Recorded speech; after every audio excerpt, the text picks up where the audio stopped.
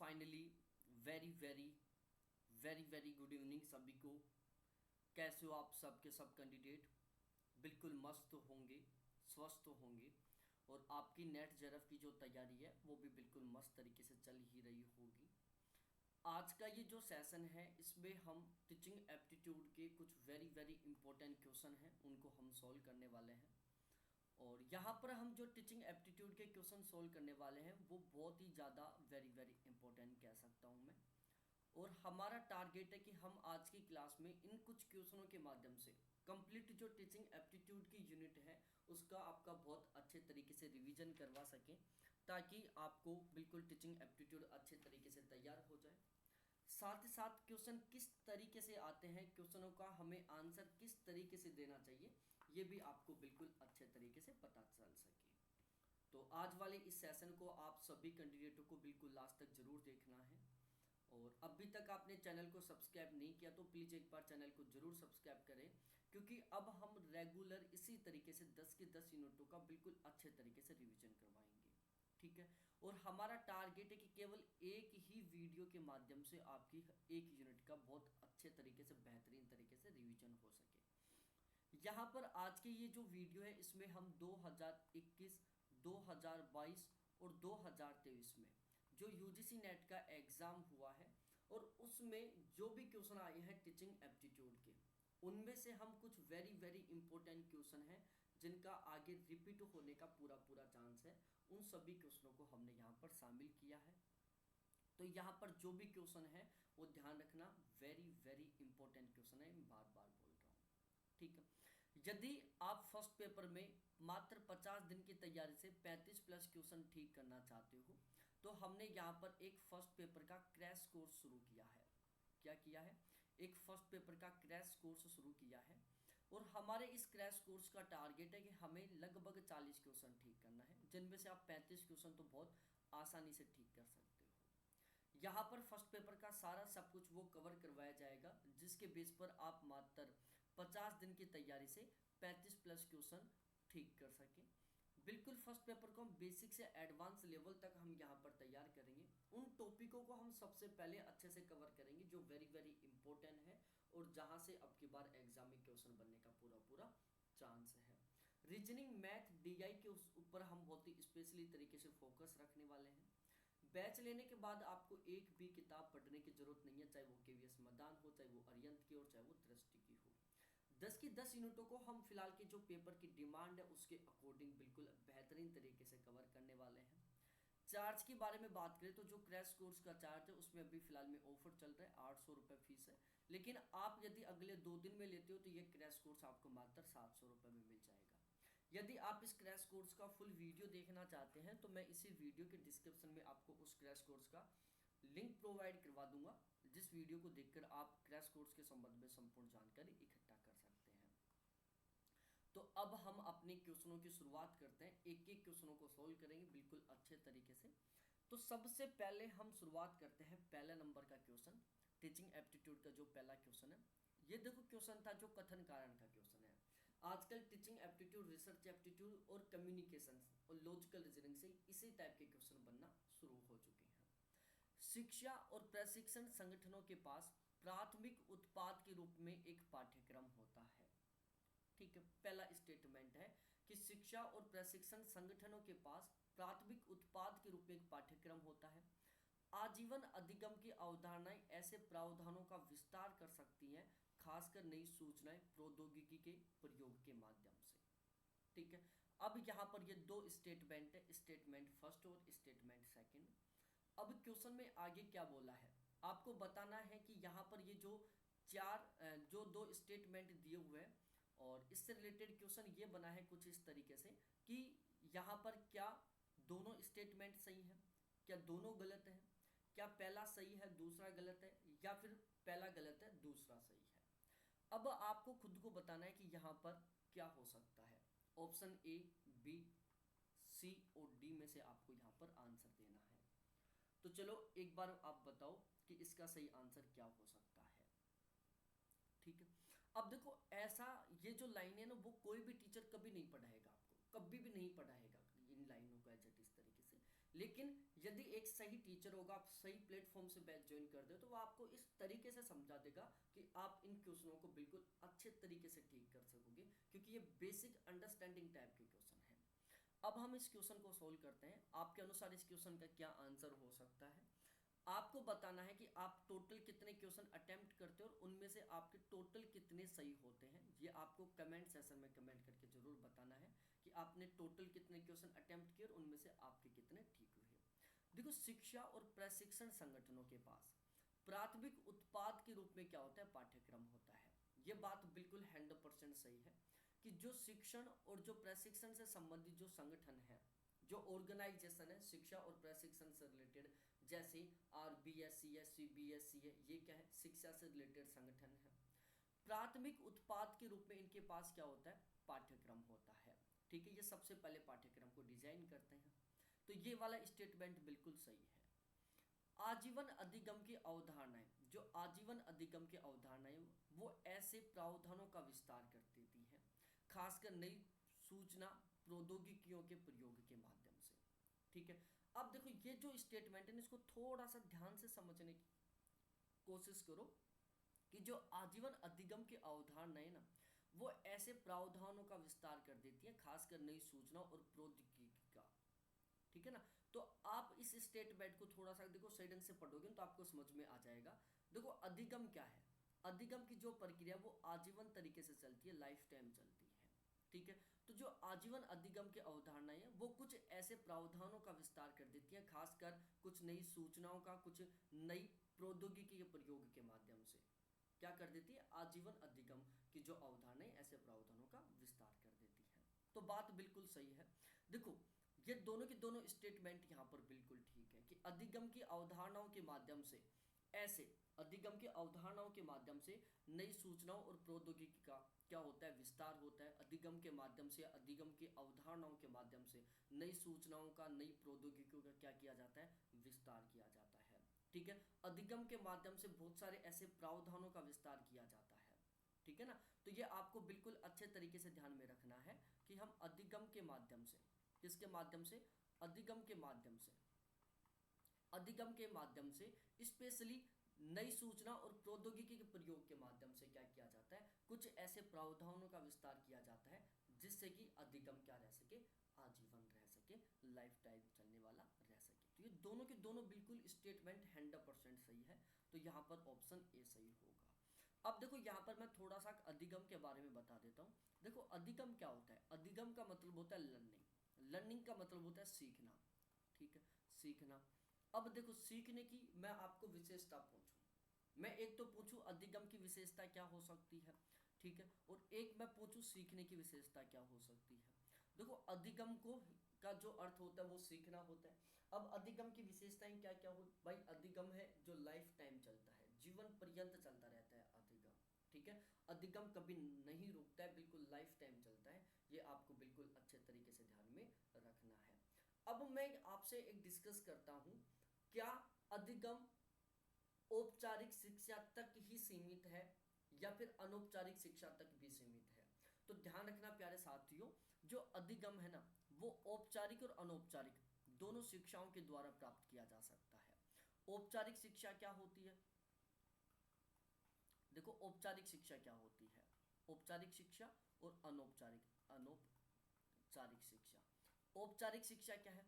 औपचारिक शिक्षा जैसे हम फिलहाल में जो सीख रहे हैं, आप एक निश्चित स्थान पर एक निश्चित व्यक्ति के द्वारा एक निश्चित समय में एक निश्चित पाठ्यक्रम को फॉलो करते हुए जो कुछ सीखते हो वो औपचारिक शिक्षा होती है। जैसे हम स्कूलों में जो सीखते हैं, कॉलेजों में जो सीखते हैं, फिलहाल में आप मेरी क्लास के माध्यम से जो सीख रहे हैं, क्योंकि यहाँ पर सिलेबस भी फिक्स है, टीचर भी फिक्स है, टाइम भी फिक्स है, स्थान भी फिक्स है।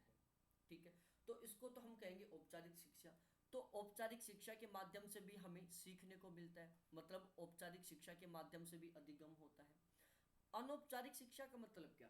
अनौपचारिक शिक्षा में क्या होता है? कुछ भी फिक्स नहीं होता है, लेकिन फिर भी आप वहां पर सीखते हो।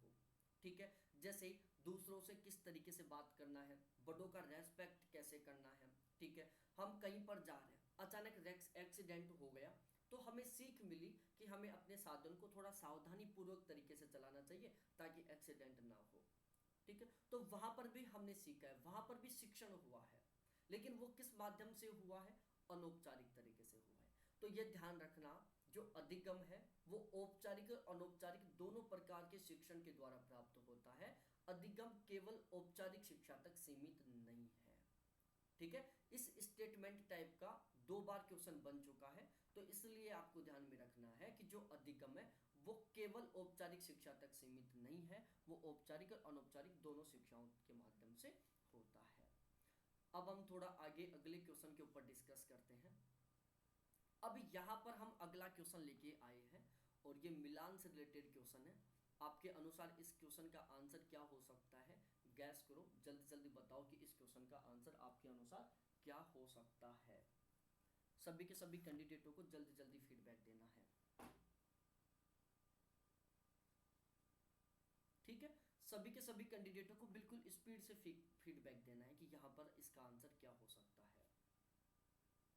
देखो यहाँ पर ऑप्शन है कार्यक्रम या हस्तक्षेप योजना मूल्यांकन, प्रक्रिया या निगरानी मूल्यांकन, प्रभाव या परिणाम मूल्यांकन, लागत प्रभावी मूल्यांकन, किसी कार्यक्रम या हस्तक्षेप की प्रभाविकता, किसी कार्यक्रम या हस्तक्षेप की आवश्यकता, सेवा प्रदायगी की दक्षता, सेवा प्रदान करने की लागत।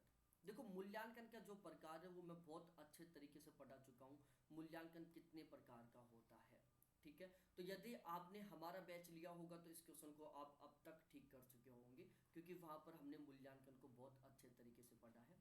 और यदि आप बैच लेना चाहते हो तो ये मेरे व्हाट्सअप नंबर है, इन पर आप मेरे साथ कांटेक्ट करके कॉल कर सकते हो या फिर व्हाट्सएप पर चैट करके बैच ज्वाइन कर सकते हो। अब हम इस क्वेश्चन का सही आंसर क्या हो सकता है उसको हम देखते हैं। देखो हस्तक्षेप योजना मूल्यांकन या कार्यक्रम योजना मूल्यांकन, अब ये जो हस्तक्षेप योजना मूल्यांकन है वो किसके साथ सुमेलित तो होगा, तो ध्यान रखना हस्तक्षेप योजना मूल्यांकन है ये किसके साथ है, किसी कार्यक्रम या हस्तक्षेप की आवश्यकता, जहां पर हस्तक्षेप की आवश्यकता है। दूसरा है प्रक्रिया या निगरानी मूल्यांकन, अब ये प्रक्रिया या निगरानी मूल्यांकन किससे संबंधित है, सेवा प्रदायगी की दक्षता से संबंधित है। ठीक है, प्रभाव या परिणाम मूल्यांकन किससे संबंधित है, तो प्रभाव या जो परिणाम मूल्यांकन है ये किससे संबंधित है, हस्तक्षेप की प्रभाविकता से संबंधित है, कि जो आपने हस्तक्षेप किया था उसका क्या प्रभाव रहा, वो किसके माध्यम से आपको पता चलता है, परिणाम के माध्यम से पता चलता है। और जो लास्ट का है लागत प्रभावी मूल्यांकन या सेवा प्रदान करने की लागत से संबंधित है। ठीक है, अब देखो यदि आपने थोड़ा सा समझा है, सपोज डेट आपने इस टॉपिक को नहीं पढ़ा तो भी आप ठीक कर सकते हो। देखो लागत प्रभावी मूल्यांकन सेवा प्रदान करने की लागत से संबंधित है। लागत प्रभावी मूल्यांकन इसका मतलब है कि आपने जो मूल्यांकन किया उसमें लागत का कितना प्रभाव है, लागत कितना ज़्यादा प्रभावी है। सपोज डेट आपने कहीं पर 10,000 रुपये खर्च किया, ठीक है, तो क्या आपने वहां पर 10,000 रुपये खर्च किया है उतना आपको प्राप्त हुआ है या नहीं हुआ है। ठीक है, इस तरीके का मूल्यांकन इसमें होता है। तो लागत प्रभावी मूल्यांकन किसके साथ सुमेलित है, सेवा प्रदान करने की लागत से संबंधित है, कि आपने उस सेवा को प्राप्त करने के लिए कितना खर्चा किया है, उस सेवा को प्राप्त करने के लिए आपने कितनी लागत लगाई है। जैसे यहाँ पर बैच खरीदने के लिए आपने सपोज डेट 800 रुपये दिया या 900 रुपये दिया। ठीक है, तो ये क्या किया आपने, सेवा को प्राप्त करने के लिए लागत की, तो क्या आपको 800-900 रुपए का बेनिफिट मिल पाया या नहीं मिल पाया, ये किससे संबंधित होगा, लागत प्रभावी मूल्यांकन से संबंधित होगा। अब आप देखो कि D4 के साथ सुमेलित है। अब इन चारों ऑप्शनों में देखो कि D4 के साथ किस किस कहां पर सुमेलित है, तो यहाँ पर D3 के साथ है, D1 के साथ है, D2 के साथ है, D4 के साथ। तो आप केवल इसको समझकर ही क्या कर सकते हो, इस आंसर क्वेश्चन को ठीक कर सकते हो। यहाँ पर चाहे आपको ये तीनों नहीं आते हो तो भी आप इस क्वेश्चन को ठीक कर दिए, क्योंकि ये तो कॉमन सेंस बेस पर हम सभी को पता होता है। अब हम थोड़ा सा आगे डिस्कस करते हैं और यहाँ पर कुछ वही मिलान से रिलेटेड क्वेश्चन है, और अब हम इसमें देखते हैं कि किस तरीके से क्या सुमेलित है। सबसे पहले आता है यहाँ पर अधिगम रणनीतियाँ, अधिगम की शैलियाँ, पार्श्वीकरण और हस्तक्षेप। अधिगम और अध्ययन के विशिष्ट उपागम, मस्तिष्क प्रांतस्था के दोनों गोलार्धों का वैशिष्ट्य, विशेष रूप का कार्य विधि ज्ञान, अधिगम कार्यों की तैयारी की विधि जानना, वह प्रक्रिया जो घटित होती है जब किसी जानकारी के स्मरण में दूसरी जानकारी की उपस्थिति से बाधा पहुंचती है। तो अब बताओ इस क्वेश्चन का सही आंसर क्या हो सकता है, कौन सा किसके साथ सम्मिलित होने वाला है।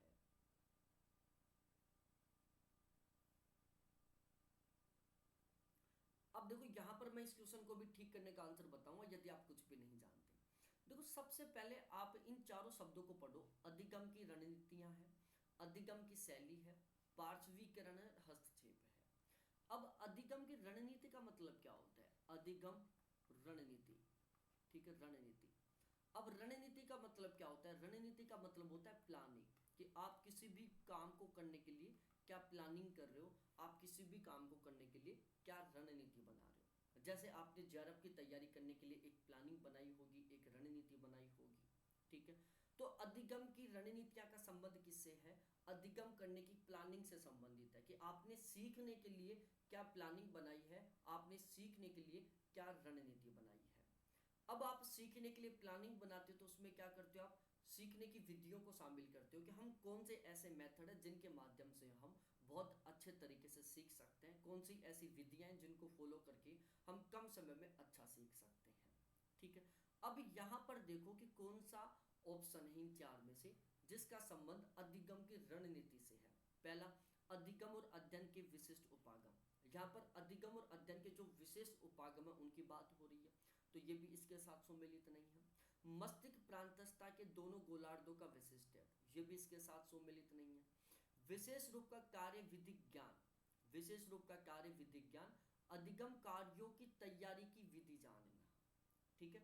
अब भाई यहाँ पर किसकी बात हो रही है? कि अधिगम के कार्यों की तैयारी की विधि को जानना। यदि आप अधिगम कर रहे हो तो उस अधिगम को आप कैसे करोगे, इसकी विधि को जानना। आप सीखोगे तो आप किस तरीके से सीखोगे, उसकी विधि को जानना, ठीक है। तो यहाँ पर ये जो ए है इसका संबंध किससे होगा? 3 से होगा। वह प्रक्रिया जो घटित होती है जब किसी जानकारी के स्मरण में दूसरी जानकारी की उपस्थिति से बाधा पहुंचती है। अब यहाँ पर बाधा पहुंचने की बात हो रही है, ठीक है। अब देखो यहाँ पर आप समझने की कोशिश करो, वह प्रक्रिया जो घटित होती है, कोई प्रक्रिया जो घटित हो रही है जब किसी जानकारी के स्मरण में, जब किसी जानकारी को याद करने में दूसरी जानकारी की उपस्थिति से बाधा पहुंचती है। सपोज दैट आप किसी एक जानकारी को याद कर रहे थे, लेकिन उस जानकारी को याद करने में कोई दूसरी जानकारी है जो बाधा उत्पन्न कर रही है, जिसको हम सामान्यतः क्या कह देते हैं? कंफ्यूज होना कह देते हैं। भाई इसको हम कंफ्यूज होना कह देते हैं ना। कंफ्यूज हम कैसे होते हैं? जब हमें एक चीज के बारे में पता है लेकिन कोई दूसरी जानकारी आकर उसमें बीच में घुस जाती है, फिर हम कंफ्यूज हो जाते हैं कि इसका आंसर ये हो सकता है या ये हो सकता है, ठीक है। तो यहाँ पर क्या हो रहा है कि वह प्रक्रिया जो घटित होती है जब किसी जानकारी के स्मरण में दूसरी जानकारी की उपस्थिति से बाधा पहुंचती है, दूसरी जानकारी की उपस्थिति से प्रॉब्लम आती है। तो यहाँ पर क्या हो रहा है? जो दूसरी जानकारी वो क्या कर रही है? हस्तक्षेप कर रही है, ठीक है। जब दूसरी जानकारी हस्तक्षेप कर रही है तो उससे क्या हो रही है? सीखने में बाधा उत्पन्न हो रही है, स्मरण करने में बाधा उत्पन्न हो रही है। तो हस्तक्षेप का संबंध किससे होगा? 4 से होगा, ठीक है। ये भी हम अपने कॉमन सेंस के बेस पर सीख सकते हैं या देख सकते हैं। अब चाहे बाकी के 2 के बारे में आपको कुछ भी पता नहीं हो, देखो पहला 3 के साथ केवल इसमें सुमेलित था, ठीक है, और चौथा 4 के साथ केवल इसमें सम्मिलित है। केवल एक के बेस पर आप इस क्वेश्चन को ठीक कर सकते हो। यदि आपको इसके बारे में कुछ भी नहीं पता है लेकिन आप थोड़ा सा अपना दिमाग लगा लेते हो ना, तो भी आप इसको ठीक कर सकते हो। और ध्यान रखना, ये दिमाग आप तब लगा पाओगे जब आप इनको बिल्कुल अच्छे तरीके से समझोगे, जब आपको अधिगम के बारे में बिल्कुल अच्छे तरीके से पता होगा, ठीक है ना। अब जैसे मैंने यहाँ पर बताया कि वह प्रक्रिया जो घटित होती है जब किसी जानकारी के स्मरण में दूसरी जानकारी की उपस्थिति से बाधा पहुंचती है। मतलब जब आप किसी टॉपिक को याद कर रहे हो लेकिन उसमें कोई दूसरी जानकारी आ गई जिसकी वजह से क्या हो गया? आपको उस टॉपिक को याद करने में बाधा उत्पन्न हो गई, मतलब आप कंफ्यूज हो गए, ठीक है। तो आप कंफ्यूज कब होते हो? जब कोई दूसरी जानकारी आकर क्या करती है? हस्तक्षेप करती है। क्या करती है? हस्तक्षेप करती है। तो यहां पर सही आंसर क्या होगा? ऑप्शन बी होगा, ठीक है। अब हम थोड़ा आगे क्वेश्चन नंबर 4 पर चलते हैं और यहां पर बताओ कि इसका सही आंसर क्या हो सकता है। उस सिद्धांत का क्या नाम है जिसका कथन है कि विद्यार्थियों को न तो अति सरल कार्य से उबाना चाहिए और न ही समझ में न आने वाले अध्यापन से उन्हें पीछे छोड़ देना चाहिए। बताओ प्यारे साथियों, उस सिद्धांत का क्या नाम है, ठीक है, जिसका कथन है कि विद्यार्थियों को न तो अति सरल कार्य से उबाना चाहिए और न ही समझ में आने वाले अध्यापन से उन्हें पीछे छोड़ देना चाहिए। अब यहां पर इसका सही आंसर क्या होने वाला है?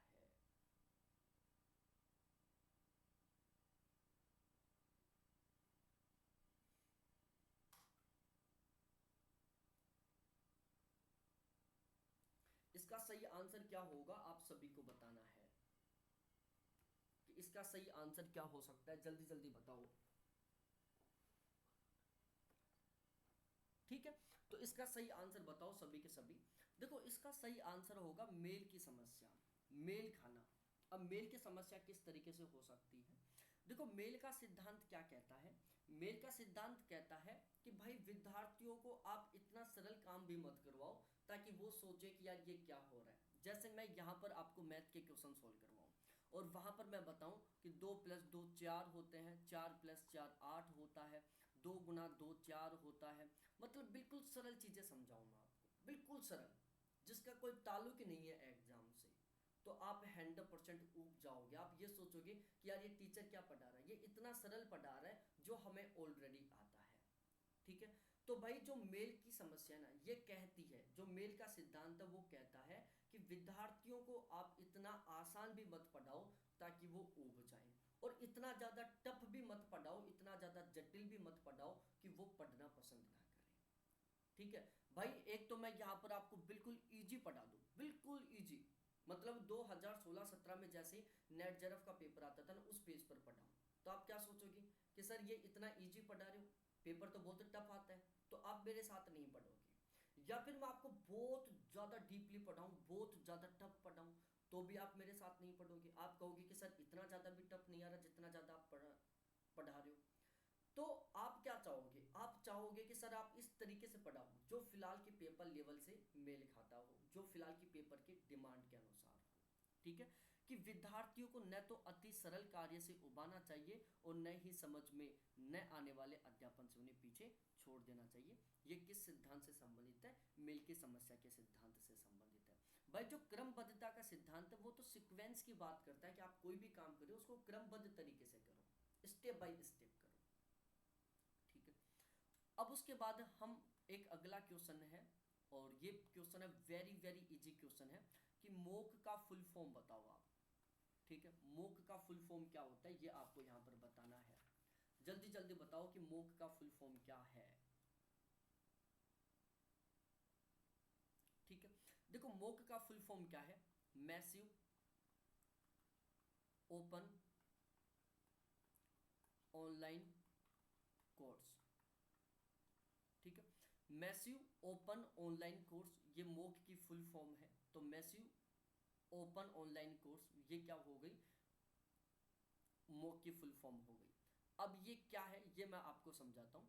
देखो एक तो ये बिल्कुल फ्री प्लेटफॉर्म है, निःशुल्क शिक्षा का प्लेटफॉर्म है, निःशुल्क शैक्षणिक या शिक्षा का प्लेटफॉर्म है। क्या है? बिल्कुल निःशुल्क, यहाँ पर कोई फीस नहीं लगती। दूसरा ये दूरस्थ है, दूरस्थ दूरस्थ शैक्षणिक प्लेटफॉर्म है क्योंकि ये ओपन बेस पर काम करता है। ठीक है, इसके लिए किसकी आवश्यकता होती है? इंटरनेट की आवश्यकता होती है, क्योंकि आप इसमें अपने किसके माध्यम से पढ़ पाओगे? नेट के माध्यम से पढ़ पाओगे। ठीक है, तो ये आपको अच्छे तरीके से ध्यान में रखना है। स्पेशली आपको ये ध्यान में रखना है कि मूक की फुल फॉर्म क्या है? मैसिव ओपन ऑनलाइन कोर्स है, जो कि एक निःशुल्क शैक्षणिक दूरस्थ प्लेटफॉर्म है। ठीक है, अब हम अगला क्वेश्चन डिस्कस करते हैं कि निम्नलिखित में से किन का प्रयोग अधिगम प्रबंधन प्रणाली के रूप में होता है। मतलब इनमें से कौन सा है जिसका उपयोग हम अधिगम के प्रबंधन प्रणाली के रूप में करते हैं, अधिगम को मैनेज करने के लिए करते हैं। गूगल मीट का उपयोग करते हैं, गूगल क्लासरूम का उपयोग करते हैं, गूगल जैम बोर्ड का उपयोग करते हैं, मूडल का उपयोग करते हैं, या जुमला का उपयोग करते हैं। अब देखो इस क्वेश्चन को तो आप केवल और केवल तभी ठीक कर पाओगे जब आपने ये पढ़ा होगा, यहाँ पर अंडरस्टैंडिंग काम नहीं करेगी। ठीक है, तो प्यारे साथियों अधिगम प्रबंधन प्रणाली के रूप में हम किस किस का उपयोग करते हैं? देखो एक तो गूगल क्लासरूम का उपयोग करते हैं हम, दूसरा जूमला का उपयोग करते हैं हम, और तीसरा गूगल जैम बोर्ड का उपयोग करते हैं हम, सॉरी मूडल का उपयोग करते हैं, मूडल का। ठीक है, तो बी सी और ई इसके सही आंसर होंगे। ऑप्शन बी इसका सही आंसर है। तो गूगल क्लासरूम हो गए, जूमला हो गए, मूडल हो गए, ये तीन ऐसे प्रबंधन प्रणाली के सिस्टम है जिनका उपयोग हम किसके लिए करते हैं, अधिगम प्रबंधन प्रणाली के लिए करते हैं। अब भाई लोगों, अधिगम के सिद्धांतों से रिलेटेड क्वेश्चन आया है। मेरी परसों के दिन की क्लास है, आप इसी यूट्यूब चैनल पर जाकर देख सकते हो। अधिगम के सिद्धांत नाम से एक क्लास मिल जाएगी आपको, जहां पर मैंने इन सभी के बारे में बहुत अच्छे तरीके से बताया था कि अधिगम के कौन कौन से सिद्धांत हैं, ठीक है। और इनको हमने थोड़ा सा डिटेल से भी पढ़ा है, अधिगम के जो सिद्धांत हैं इनको हमने थोड़ा डिटेल से भी पढ़ा है, ताकि आप इनको अच्छे तरीके से ध्यान रख सको, अच्छे तरीके से आपके तैयार हो जाए, ठीक है। तो अब मैं यहाँ पर बताता हूँ कि अधिगम के कौन कौन से सिद्धांत हैं और ये किस तरीके से हैं। देखिए यहाँ पर आपको मैं मिलान का ऑप्शन नहीं दूंगा, आप डायरेक्टली ऐसे मिलाओ कि ए किसके साथ हो सकता है, बी किसके साथ, सी किसके साथ और डी किसके साथ। 2-3 दिन पहले मैंने क्लास ली है यूट्यूब के ऊपर, बिल्कुल फ्री है, पेड क्लास नहीं है वो, ठीक है। अधिगम के सिद्धांत के नाम से क्लास है, उसको आप जरूर देख लेना। एक क्वेश्चन 100% आएगा उस क्लास से, मैं लिख के दे रहा हूँ, पूरे चैलेंज के साथ कह रहा हूँ, चाहे नोट कर लेना।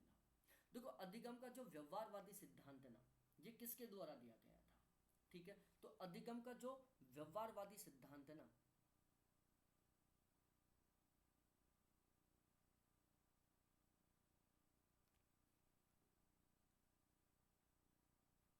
तो देखो अधिगम का जो व्यवहारवादी सिद्धांत है, ये मैं थोड़ा थोड़ा और भी अच्छे तरीके से आपको बता देता हूँ। देखो अधिगम, यहाँ पर मैं लिख के बताता हूँ, आप साथ के साथ इनको याद भी कर लेना, क्योंकि यहाँ से क्वेश्चन बन सकता है, तो साथ के साथ लिखो। अधिगम का व्यवहारवादी सिद्धांत, ठीक है। तो जो अधिगम का व्यवहारवादी सिद्धांत है, ये 2 विद्वानों के द्वारा दिया गया था। एक का नाम है थॉर्नडाइक महोदय, क्या है, थॉर्नडाइक, ठीक है। और जो दूसरे विद्वान है उसका नाम है स्किनर महोदय, ठीक है। तो ये 2 विद्वान हैं जिन्होंने क्या दिया था, अधिगम का व्यवहारवादी सिद्धांत दिया था, ठीक है। तो थॉर्नडाइक और स्किनर का किसके साथ संबंध है, अधिगम के व्यवहारवादी सिद्धांत से संबंध है, ठीक है। उसके बाद में हम बात करते हैं अधिगम का सामाजिक रचनावादी सिद्धांत।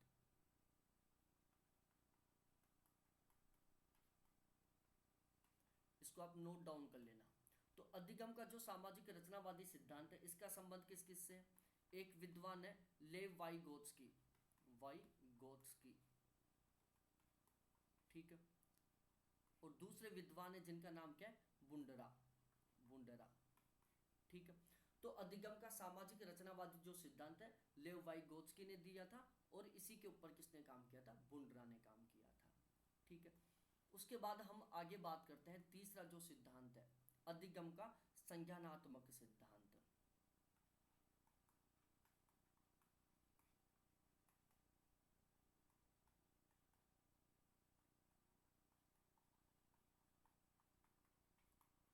ठीक है। तो ये जो अधिगम का संज्ञानात्मक सिद्धांत है, ये किसके द्वारा दिया गया था, ये दिया गया था जो पियाजी महोदय के द्वारा, ठीक है।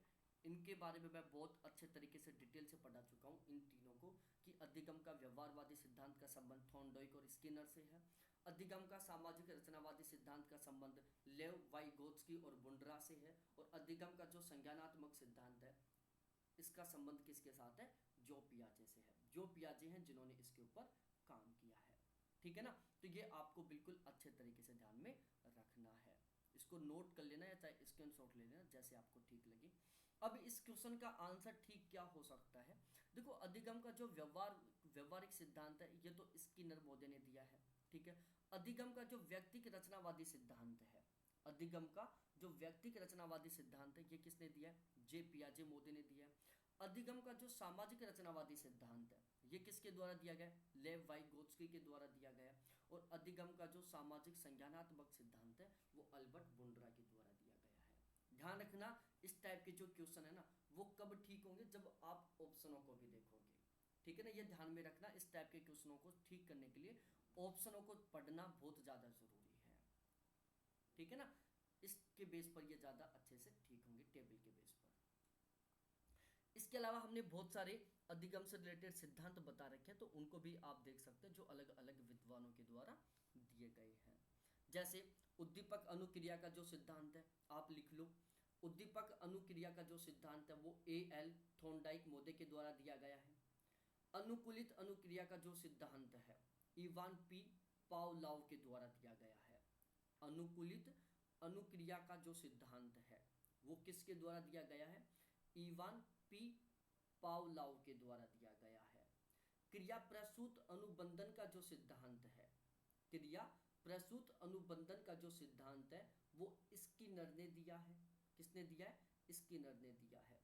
सूझ या अंतर्दृष्टि का जो सिद्धांत है जिसको हम गेस्टोल्ट मॉडल भी कहते हैं, ये किसके द्वारा दिया गया है? गेस्टोल्ट मॉडल के द्वारा दिया गया है। तो यहाँ पर ये मैं जो टोटली कुल मिलाकर आपको 4 अन्य सिद्धांत बताया हूँ जो अधिगम से रिलेटेड हैं, ये भी आपको बिल्कुल अच्छे तरीके से याद होने ही चाहिए, ताकि यहाँ से कोई क्वेश्चन बने तो उनको आप बहुत अच्छे तरीके से ठीक कर सकें। अब बताओ, किसी शिक्षक ने एक कक्षा के विद्यार्थियों को 4 छोटे छोटे समूह में विभक्त कर दिया। प्रत्येक समूह में 3 विद्यार्थी उपस्थित हैं। सभी संबंधित सामग्री को जोड़कर उन्हें ऑनलाइन मोड में एक परियोजना को पूरा करना है। तो इस दिशा में आपके अनुसार सर्वाधिक उपयुक्त क्या होगा? पैडलेट होगा, क्विज़ होगा, कैमरा होगा या स्क्रीन कॉस्मेटिक होगा? तो इस क्वेश्चन का आंसर क्या हो सकता है? देखो यहाँ पर क्वेश्चन क्या कह रहा है? क्वेश्चन कह रहा है, आप साथ के साथ तुरंत आंसर भी बताते हुए चलना प्यारे साथी। क्वेश्चन कह रहा है कि किसी शिक्षक ने एक कक्षा के विद्यार्थियों को 4 छोटे छोटे समूह में विभाजित किया। प्रत्येक समूह में 3 विद्यार्थी उपस्थित थे। ठीक है भाई, कक्षा में जितने विद्यार्थी थे उनको 4 छोटे छोटे समूह में विभाजित कर दिया गया। ठीक है, प्रत्येक समूह में कितने स्टूडेंटों को शामिल किया गया? केवल 3 विद्यार्थियों को शामिल किया गया प्रत्येक ग्रुप में। ठीक है, तो 3 इसमें, 3 इसमें, 3 इसमें। सभी संबंधित सामग्री को जोड़कर उन्हें ऑनलाइन मोड में एक परियोजना को पूरा करना है। अब देखो यहाँ पर क्वेश्चन क्या कहना चाह रहा है? क्वेश्चन क्या कहना चाह रहा है प्यारे साथियों कि एक क्लास है, ये जैसे क्लास है, इसमें टोटली कुल मिलाकर 12 विद्यार्थी हैं। ठीक है, शिक्षक ने क्या किया, इन 12 विद्यार्थियों को 4 छोटे छोटे समूह में विभाजित कर दिया और प्रत्येक समूह में 3-3 विद्यार्थी कर दिया इस तरीके से। ठीक है, प्रत्येक समूह में कितने विद्यार्थी हैं? 3 विद्यार्थी हैं और टोटल कितने समूह हैं? 4 समूह हैं। और उसने कहा कि अब ये जो चारों समूह के 3-3 विद्यार्थी हैं, ये सब साथ मिलकर एक ऑनलाइन प्लेटफॉर्म पर किसी एक परियोजना के ऊपर काम करेंगे। ठीक है, दोबारा से समझना इस क्वेश्चन का मीनिंग। ये क्वेश्चन कह रहा है कि एक शिक्षक ने क्लास को 4 भागों में डिवाइड किया, प्रत्येक भाग में क्या है? 3 विद्यार्थी हैं। अब ये जो 4 भाग हैं, ये चारों के चारों भाग के जो विद्यार्थी हैं वो सभी साथ मिलकर एक ऑनलाइन प्लेटफॉर्म के माध्यम से एक परियोजना को पूरा करेंगे। तो उसके लिए वो किसका उपयोग करेंगे? कैमरे का उपयोग करेंगे या स्क्रीन कॉस्मेटिक का उपयोग करेंगे या क्विज का उपयोग करेंगे या पैडलेट का उपयोग करेंगे? तो ध्यान रखना प्यारे साथियों, इस स्थिति में सही आंसर होगा पैडलेट। देखो कैमरा के माध्यम से तो हो ही नहीं सकता ऐसा। जैसे मैं एक एग्जाम्पल दोबारा से समझा रहा हूँ, जैसे ये 4 समूह है। ठीक है, कक्षा को 4 भागों में डिवाइड किया, 3 इसमें, 3 इसमें, 3 इसमें और 3 इसमें। अब मैं कहूँ कि भाई ये चारों के चारों समूह हैं। ठीक है, इन सभी समूह के सभी कैंडिडेटों को एक साथ ऑनलाइन एक प्लेटफॉर्म पर मिलकर किसी एक काम को कंप्लीट करना है। तो उसमें हम कैमरा को कभी काम नहीं ले सकते, स्क्रीन कॉस्मेटिक भी काम का नहीं है, क्विज भी काम का नहीं है। इस हालात में क्या काम आएगा? पैडलेट काम आएगा। क्या आएगा? पैडलेट। क्या आएगा? पैडलेट, जिसको आप कॉमन सेंस के बेस पर भी ठीक कर सकते हो। भाई कैमरा तो किसी कंडीशन में काम का ही नहीं हो सकता। कैमरे से आप फोटो ले लोगे तो चारों को एक साथ कनेक्ट कैसे करोगे? यहाँ पर इन चारों समूहों का एक साथ कनेक्ट होना जरूरी है, तभी तो आप एक परियोजना के ऊपर काम कर पाओगे। जब आप चारों के चारों समूह के जो टोटल 12 कैंडिडेट हैं वो एक साथ जुड़ेंगे, तभी तो काम करोगे आप। तो यहाँ पर इन 12 के 12 कैंडिडेटों का एक साथ जुड़ना अनिवार्य है, लेकिन वो इस तरीके से जुड़े हुए कि वो 4 समूह के बारे में हमें बताते हो। तो इस स्थिति में हम पैडलेट को काम लेंगे। ठीक है, निम्नलिखित में से क्या गुणात्मक साक्षात्कार की अभिलक्षणिक विशेषता हो सकती है? भाई गुणात्मक साक्षात्कार की बात कर रहे हैं। मैंने जब इंटरव्यू के बारे में आपको पढ़ाया था, इंटरव्यू का टॉपिक पढ़ाया था, तो वहाँ पर हमने टोटली 4 प्रकार के इंटरव्यू के बारे में बात किया था। ठीक है, 4 प्रकार के इंटरव्यू, जिसमें मात्रात्मक और गुणात्मक वेरी वेरी इंपॉर्टेंट थे। ठीक है, यह अपेक्षाकृत कम संरचनाबद्ध होता है। ठीक है, कम संरचनाबद्ध होता है। इसमें शोधकर्ता के सरोकारों को का प्रतिबिंब मिलता है। इससे साक्षात्कार में बेसिक पेड़ की बातें करने की अनुमति होती है। ठीक है, यह साक्षात्कार में मानकीकृत प्रश्न होते हैं, यह दृष्टिकोण में नमनीय होता है। तो बताओ इस क्वेश्चन का सही आंसर क्या हो सकता है? सभी के सभी कैंडिडेटों को आंसर देना है कि इस क्वेश्चन का सही आंसर क्या हो सकता है। भाई गुणात्मक मात्रात्मक साक्षात्कार को यदि आपने अच्छे तरीके से पढ़ा है तो इस क्वेश्चन का आंसर अब तक आपने दे ही दिया होगा। ध्यान रखना, जो गुणात्मक साक्षात्कार है इसको हम गहन साक्षात्कार भी कहते हैं, ठीक है ना। जो गुणात्मक साक्षात्कार है इसको हम गहन साक्षात्कार भी कहते हैं।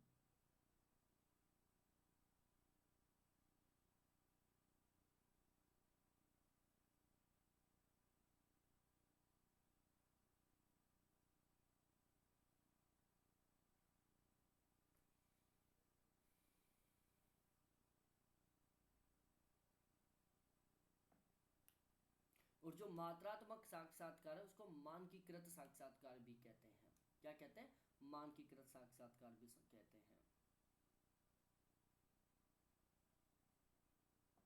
अब देखो इसका सही आंसर क्या हो सकता है। तो क्वेश्चन नंबर 9 का सही आंसर होगा, देखो जो गुणात्मक साक्षात्कार की जो विशेषताएं उनके बारे में बात कर रहा है कि गुणात्मक साक्षात्कार की विशेषता क्या होती है।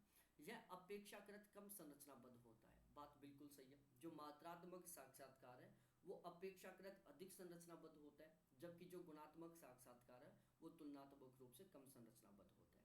तो ये यहाँ पर बिल्कुल सही है। इसमें शोधकर्ता के सरोकारों का प्रतिबिंब मिलता है, ठीक है।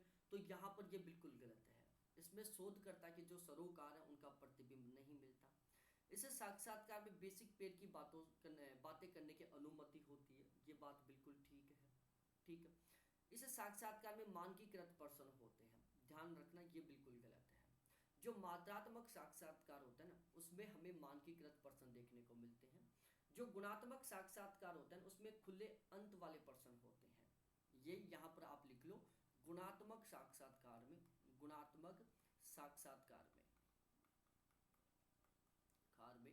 खुले अंत वाले प्रश्न शामिल होते हैं। कैसे प्रश्न शामिल होते हैं? खुले अंत वाले प्रश्न शामिल होते हैं। जबकि जो मात्रात्मक साक्षात्कार है उसमें मानकीकृत प्रश्न शामिल होते हैं, ठीक है। और यह दृष्टिकोण में नमनीय होता है, तो ये बात बिल्कुल ठीक है। तो यहाँ पर कौन कौन सा ठीक होगा प्यारे साथियों? गुणात्मक साक्षात्कार की पहली विशेषता है, ठीक है। इसके अलावा तीसरी विशेषता है और पांचवी विशेषता है, तो यहाँ पर ऑप्शन डी हो जाएगा। गुणात्मक साक्षात्कार में खुले अंत वाले प्रश्नों को शामिल किया जाता है, ये ध्यान में रखना है, ठीक है। जो गुणात्मक साक्षात्कार होता है वो नमनीय होता है, जबकि जो मात्रात्मक साक्षात्कार होता है वो बिल्कुल भी नमनीय नहीं होता है।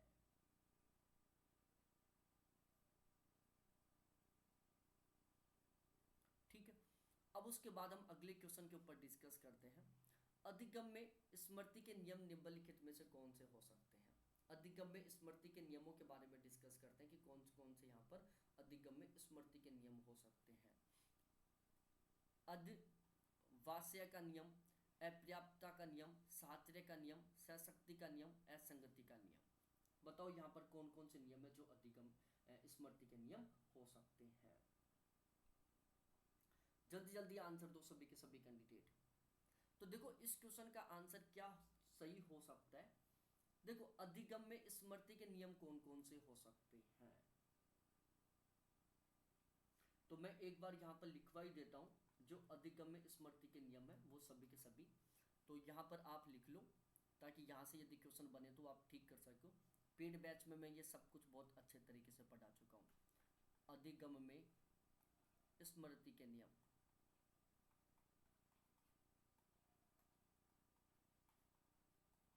ठीक है। अब अधिगम में स्मृति के नियम कौन कौन से हैं? देखो अधिगम में स्मृति का जो पहला नियम है उसको हम कहते हैं आदत का नियम। पहला नियम है आदत का नियम। दूसरा जो नियम है उसका नाम है प्यारे साथियों प्रसक्ति का नियम। दूसरा कौन सा है? प्रसक्ति का नियम है, ठीक है भाई लोगों। तीसरा जो नियम है उसका नाम है विचार साहचर्य का नियम।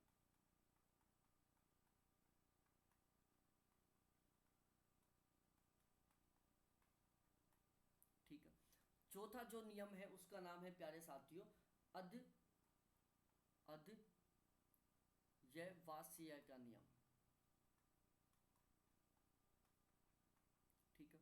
जो पांचवा नियम है उसका नाम है प्यारे साथियों सहशक्ति का नियम।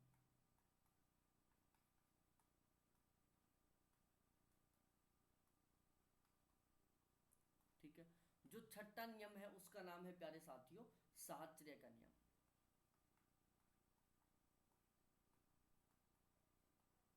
ठीक है। तो ये 6 के 6 नियम आपको बिल्कुल अच्छे तरीके से पता होना ही चाहिए।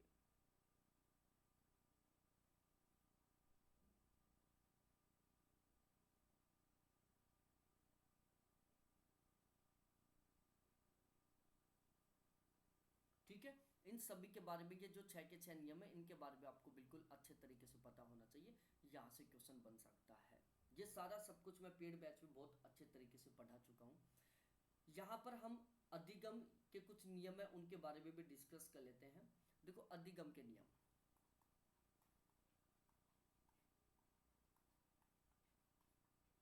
ठीक है। अधिगम के जो नियम है इनको दो भागों में डिवाइड किया गया। एक होता है मुख्य नियम। ठीक है, मुख्य नियम। और एक होता है गौण नियम। कौन सा होता है? गौण नियम। ठीक है। अब ये जो अधिगम के मुख्य नियम है इनमें कौन कौन से हैं? अधिगम का जो मुख्य नियम है, एक बार मैं इसको साफ कर देता हूं ताकि मैं यहां तक लिख पा सकूं।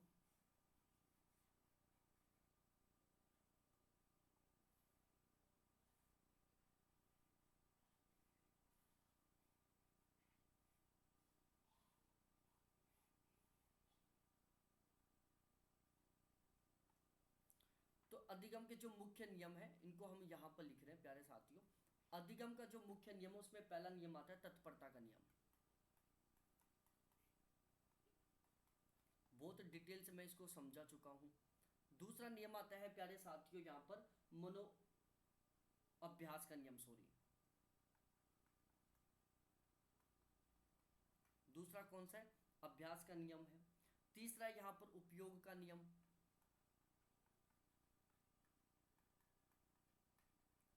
ठीक है। चौथा है यहां पर अनुपयोग का नियम।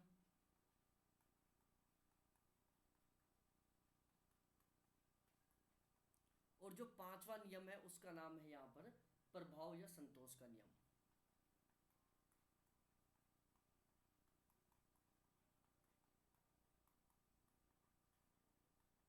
ठीक है। अधिगम के यदि हम गौण नियमों के बारे में बात करें तो अधिगम का जो पहला गौण नियम है उसका नाम है बहुप्रतिक्रिया का नियम।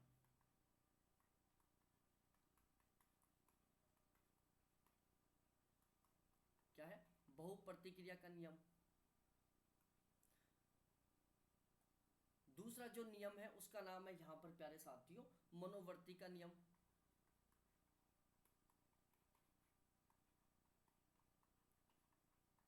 ठीक है। तीसरा जो नियम है उसका नाम है आंशिक क्रिया का नियम।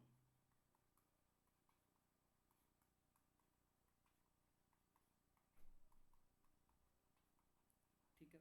यहां पर जो चौथा नियम है उसका नाम है आत्मीकरण का नियम।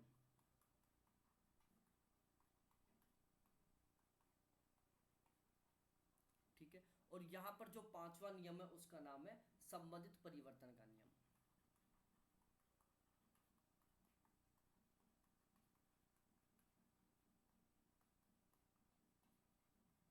ठीक है। तो इस तरीके से इन सभी के बारे में आपको अच्छे से पता होना चाहिए कि अधिगम के जो दो नियम है, एक है मुख्य नियम, एक है गौण नियम।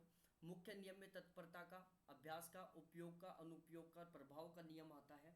गौण नियमों में बहुप्रतिक्रिया का, मनोवर्ती का, आंशिक क्रिया का, आत्मीकरण का और संबंधित परिवर्तन का नियम शामिल होता है। ठीक है। तो इन सभी को आप नोट डाउन कर लेना, यदि यहाँ से क्वेश्चन बने तो उसको आप ठीक कर सकें। अब हम अगला क्वेश्चन देखते हैं कि किशोर के सामाजिक अभिलक्षण निम्नलिखित में से कौन कौन से हैं। किशोर के सामाजिक अभिलक्षणों की बात हो रही है यहाँ पर। अब बहुत सारे कैंडिडेटों को तो किशोर ऐसा लग रहा होगा कि एक नाम है। यहाँ पर क्वेश्चन है कि किशोरों के सामाजिक अभिलक्षण के नियम क्या क्या हो सकते हैं। ठीक है। किशोरों के सामाजिक अभिलक्षण के नियमों के बारे में यहाँ पर बात की जा रही है। पहला, कल्पना का विकास होना, सामूहिक निष्ठा होना, स्मृति का विकास होना, नेतृत्व का विकास होना, मैत्रीपूर्ण संबंधों में वृद्धि होना।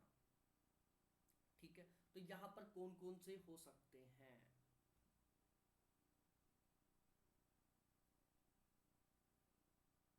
देखो यहां पर सामाजिक लक्षणों की बात की जा रही है, ध्यान रखना।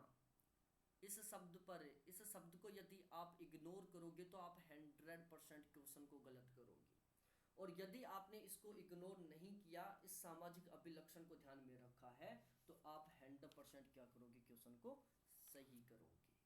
तो यहां पर यह सामाजिक अभिलक्षण सबसे महत्वपूर्ण है भाई। अब आप थोड़ा सा ध्यान लगाओ, देखो यहाँ पर सही आंसर क्या हो सकता है। देखो एक बार मैं आपको थोड़ा सा इसके बारे में समझाता हूँ कि ये किशोर होता क्या है, क्योंकि बहुत सारे कैंडिडेटों को तो ये नहीं समझ में आ रहा होगा कि किशोर क्या होता है। देखो अब भी हमारे फिलहाल भी क्लास भी चल रही है, इसी टॉपिक पर हम डिस्कस कर रहे हैं फिलहाल पेड बैच में। देखो जो अधीयता है ना, अधीयता को दो भागों में डिवाइड किया गया। ठीक है, एक होता है वयस्क, एक होता है किशोर। ठीक है, किशोर अधीयता, और एक होता है वयस्क अधीयता।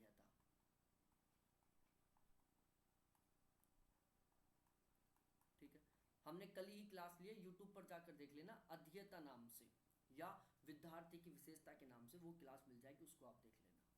किशोर है, उनकी उम्र कितनी होती है भाई? जो कैंडिडेट 12 साल से 18 साल की उम्र का होता है ना, उसको हम किशोर अवस्था में शामिल करते हैं। और जो कैंडिडेट जिसकी उम्र 18 साल से ज़्यादा हो चुकी, उसको हम किस में शामिल करते हैं? वयस्क अवस्था में शामिल करते हैं। अब यहाँ पर क्वेश्चन पूछ रहा है कि निम्नलिखित में से कौन सी विशेषताएं हैं जो किशोर अवस्था के विद्यार्थी से संबंधित है, और वो भी कैसी? सामाजिक विशेषता पूछ रहा है जो समाज से जुड़ी हुई है। अब प्यारे साथियों, पिछली क्लास में मैंने समझाया था, देखो जो किशोर अवस्था में जो कैंडिडेट होता है, मतलब जिनकी उम्र 12 साल से 18 साल के बीच में होती है, उनमें मैच्योरिटी बहुत ज़्यादा नहीं होती, उनमें समझ बहुत ज़्यादा नहीं आती। ठीक है, वो बहुत ज़्यादा समझदार नहीं होते। जबकि जो कैंडिडेट जिनकी उम्र 18 साल से ज़्यादा हो जाती है, उनमें पूरा प्रॉपर वे में मैच्योरिटी आ जाती है और वो अच्छे तरीके से समझदार हो जाते हैं। किशोरावस्था के जो विद्यार्थी होते हैं, उनके मस्तिष्क का विकास हो जाता है, लेकिन पूर्ण दिशाओं में विकास नहीं होता। जो वयस्क अवस्था के विद्यार्थी होते हैं, उनका जो मस्तिष्क है, उनका सभी दिशाओं में क्या हो जाता है? ओवरऑल विकास हो जाता है। किशोरावस्था में क्या सबसे बड़ी प्रॉब्लम होती है? जो भी सामाजिक कुरीतियां हैं, जो भी रीति रिवाजें हैं, उनका जबरदस्त तरीके से विरोध किया जाता है। ठीक है, आप अपने खुद के ऊपर एक एग्जाम्पल लेकर देख सकते हैं। जब आप 12 से 18 साल की उम्र में थे और आपके समाज में जो रीति रिवाजें थी, जो कुरीतियां थी, ठीक है, उनका आप बहुत जबरदस्त तरीके से विरोध करते थे। आप ये मानते थे कि भाई हम बिल्कुल स्वतंत्र हैं, समाज हमारा कुछ नहीं बिगाड़ेगा, हम अपनी इच्छा के अनुसार जी सकते हैं, हम अपनी इच्छा के अनुसार कुछ भी कर सकते हैं। तो किशोरावस्था में क्या थे? आप हर एक कुरीति का, हर एक रीति रिवाज का बहुत जबरदस्त तरीके से विरोध करते थे। लेकिन वयस्क अवस्था में आप समाज के बारे में समझने लग जाते हो कि भाई समाज है, हम समाज के साथ यदि रहकर जिएंगे तो हम लाइफ को तुलनात्मक रूप से अच्छा जी सकते हैं। तो यदि आप वयस्क अवस्था में समाज की कुरीतियों या रीति रिवाजों के संबंध में कोई भी यदि आप डिसीजन लेते हो, तो वो भविष्य को सोचते हुए लेते हो, पूरी समझदारी के साथ लेते हो। ठीक है, तो ये कुछ इस तरीके से बहुत सारे अंतर हैं, शैक्षणिक आधार पर भी अंतर है।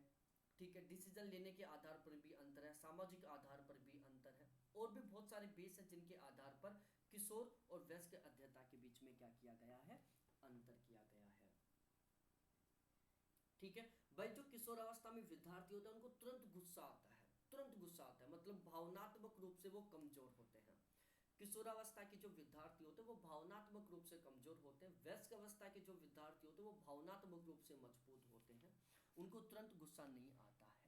ठीक है, तो ये आपको अच्छे तरीके से ध्यान में रखना है। किशोरावस्था में विद्यार्थी ज़्यादा कल्पनाओं में रहता है, जबकि वयस्क अवस्था में विद्यार्थी वास्तविकता से जुड़ जाता है, उसको वास्तविकता के बारे में पता चल जाता है, इसलिए वो ज़्यादा कल्पनाओं में नहीं खोता है। ठीक है, तो ये मैं बहुत बेहतरीन तरीके से आपको समझा चुका हूँ अपने पेड बैच में। अब यहाँ पर समाज से जुड़ी हुई विशेषताओं के बारे में बात की गई है कि किशोरावस्था में विद्यार्थी की समाज से लेकर क्या विशेषताएं हैं। मतलब जब कोई भी कैंडिडेट किशोरावस्था में रहता है तो उसकी समाज को लेकर क्या क्या भावनाएं, क्या क्या विचार रहती हैं। पहला, कल्पना शक्ति का विकास, विद्यार्थी के अंदर कल्पना शक्ति का विकास हो जाता है, लेकिन ये भावनात्मक विशेषता हो गई, न कि सामाजिक। ठीक है, जो कल्पना शक्ति का विकास है, जो कल्पना का विकास है, ये भावनात्मक विशेषता है। हम यहाँ पर सामाजिक विशेषताओं की बात कर रहे हैं। सामूहिक निष्ठा, सामूहिक निष्ठा किसके बारे में बताती है? एक साथ मिलकर रहने के बारे में बताती है कि यदि हम एक साथ मिलकर रहेंगे, समाज से जुड़कर रहेंगे, तो हम एक अच्छा जीवन जी सकते हैं। तो ये क्या है? एक सामाजिक विशेषता है। नेतृत्व का अच्छे तरीके से विकास हो जाता है। बच्चे का जो नेतृत्व है, बच्चे का जो दिमाग है, बच्चे की जो कैपेसिटी है, इन सभी का बिल्कुल अच्छे तरीके से विकास हो जाता है। तो ये भी एक सामाजिक विशेषता है। स्मृति का विकास, तो ये प्यारे साथियों किस में आएगा? एकेडमिक में आएगा, शैक्षणिक विशेषताओं में आएगा। ये ध्यान रखना, ठीक है ना, ये आपको अच्छे तरीके से ध्यान में रखना है कि जो स्मृति का विकास है, ये किस में है? शैक्षणिक विशेषता में है, या मनोवैज्ञानिक विशेषता से संबंधित है। ये मैत्रीपूर्ण संबंधों की वृद्धि, तो ये भी किससे संबंधित है प्यारे साथियों? सामाजिक अभिलक्षण से संबंधित है। तो यहाँ पर ऑप्शन 2, ऑप्शन 3 और ऑप्शन 5, ये किशोर अवस्था में विद्यार्थी के क्या है? सामाजिक लक्षण है। ठीक है, जबकि कल्पना का विकास करना ये भावनात्मक है, और स्मृति का विकास होना ये मनोविज्ञान से जुड़ा हुआ है, या फिर शैक्षणिक के साथ संबंधित है ये। ठीक है, अब हम आगे अगले क्वेश्चन के ऊपर डिस्कस करते हैं। वेरी वेरी इंपॉर्टेंट क्वेश्चन है। सहकारी अधिगम के लाभ निम्नलिखित में से कौन से हैं? अब आपको एक तो ये पता होना चाहिए कि सहकारी अधिगम क्या है। बहुत सारे कैंडिडेटों को तो सहकारी अधिगम के बारे में नहीं पता है। इसका विद्यार्थी की अकादमिक उपलब्धि पर सकारात्मक प्रभाव पड़ता है। यह गतिविधियों के समन्वय में विद्यार्थियों की सहायता करता है। इसका विद्यार्थियों के स्वाभिमान पर सकारात्मक प्रभाव पड़ता है। यह अंतर व्यक्तिक व्यवहार एवं कक्षा के वातावरण के सुधार में सहायक होता है। अब आप बताओ सहकारी अधिगम के क्या क्या लाभ होते हैं?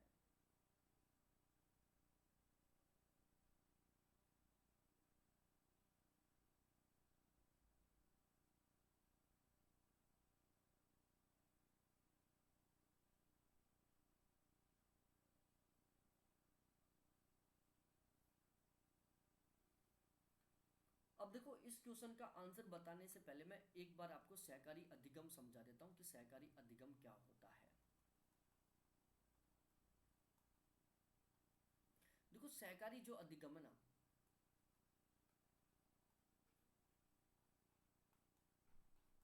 सहकारी अधिगम मॉडल 3 लक्ष्य को प्राप्त करने के लिए विकसित किया गया है। सहकारी अधिगम मॉडल 3 लक्ष्य को प्राप्त करने के लिए विकसित किया गया है, जिसमें पहला होता है शैक्षणिक उपलब्धि।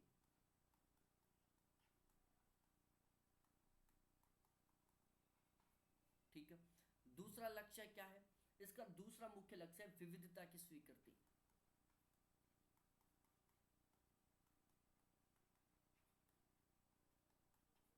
ठीक है, और इसका जो तीसरा लक्ष्य है वो है सामाजिक कौशल का विकास।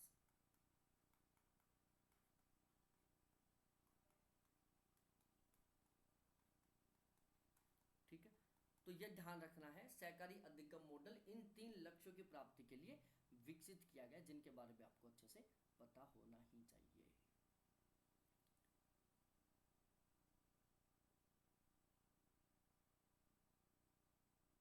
अब देखो, जो सहकारी अधिगम है इसके बहुत सारे उद्देश्य हैं, जैसे बालकों को अपना उत्तरदायित्व समझाने के लिए प्रोत्साहित करना, बालकों को सहकारी अधिगम की अवस्था में विशिष्ट आवश्यकताओं को पूरा करने का अवसर दिलाना। ठीक है, परस्पर सहयोग से समस्या निदान की निपुणता को विकसित करना। जो सहकारी अधिगम है वो इस बात पर भी काम करता है कि परस्पर सहयोग के माध्यम से समस्याओं का समाधान किया जा सकता है। इस बात को विद्यार्थियों के दिमाग में विकसित करना, विशिष्ट आवश्यकता वाले बालकों के लिए सीखने के लिए उपयुक्त वातावरण तैयार करना। जो विशेष आवश्यकता वाले विद्यार्थी हैं उनके लिए एक विशेष प्रकार का वातावरण बनाना, ताकि वो आसानी से सीख सके। तो अब हम इस क्वेश्चन के आंसर पर चलते हैं कि इस क्वेश्चन का सही आंसर क्या होगा। सहकारी अधिगम के लाभ निम्नलिखित में से कौन कौन से हो सकते हैं? तो प्यारे साथियों, सहकारी अधिगम का पहला लाभ, इसका विद्यार्थी की अकादमिक उपलब्धि पर सकारात्मक प्रभाव पड़ता है, जिसको हमने अब भी बताया था, शैक्षिक उपलब्धि। जो कि एक सहकारी अधिगम का लक्ष्य था।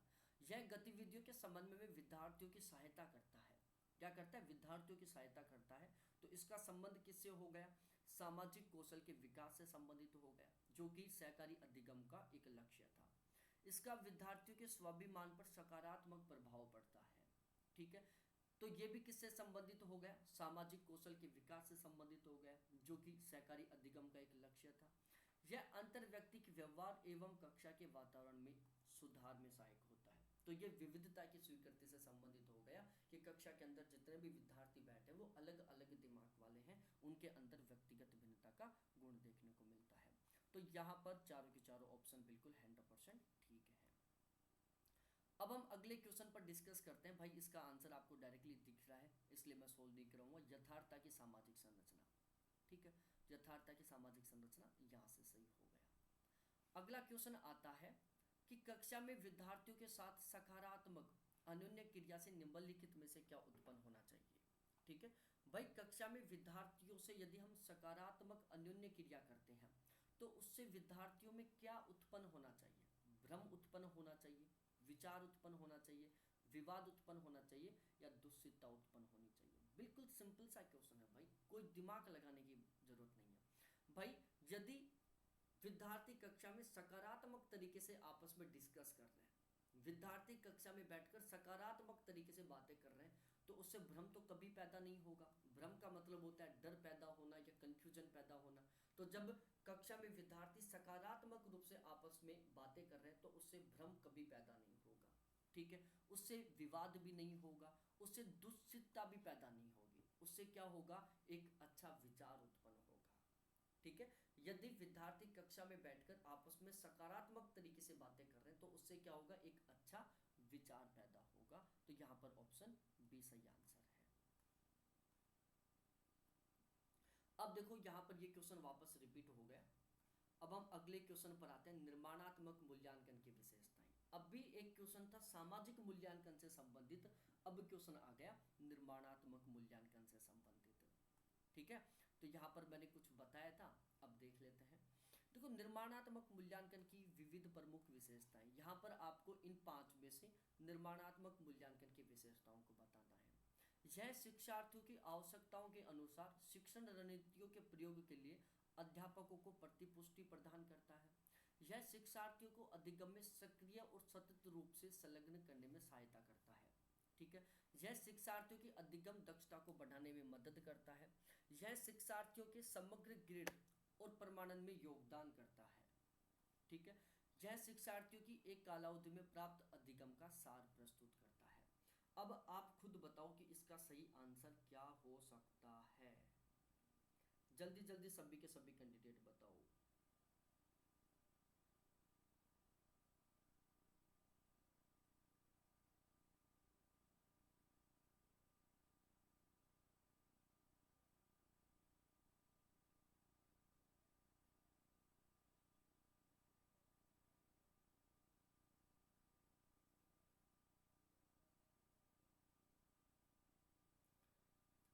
जल्दी जल्दी इस क्वेश्चन का आंसर दो सभी के सभी कैंडिडेट। तब तक मैं पानी पी लेता हूँ, आप भी पानी पी सकते हो ताकि माइंड फ्रेश हो सके और आप अच्छे से काम कर सकें।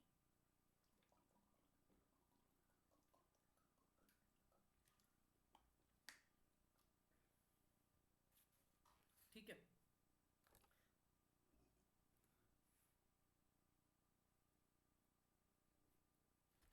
अब देखो यहाँ पर इसका सही आंसर क्या होगा, मैं एक बार आपको बता ही देता हूँ बिल्कुल अच्छे तरीके से, ताकि इसको लेकर आपका जो भी डाउट है वो अच्छे से क्लियर हो जाए।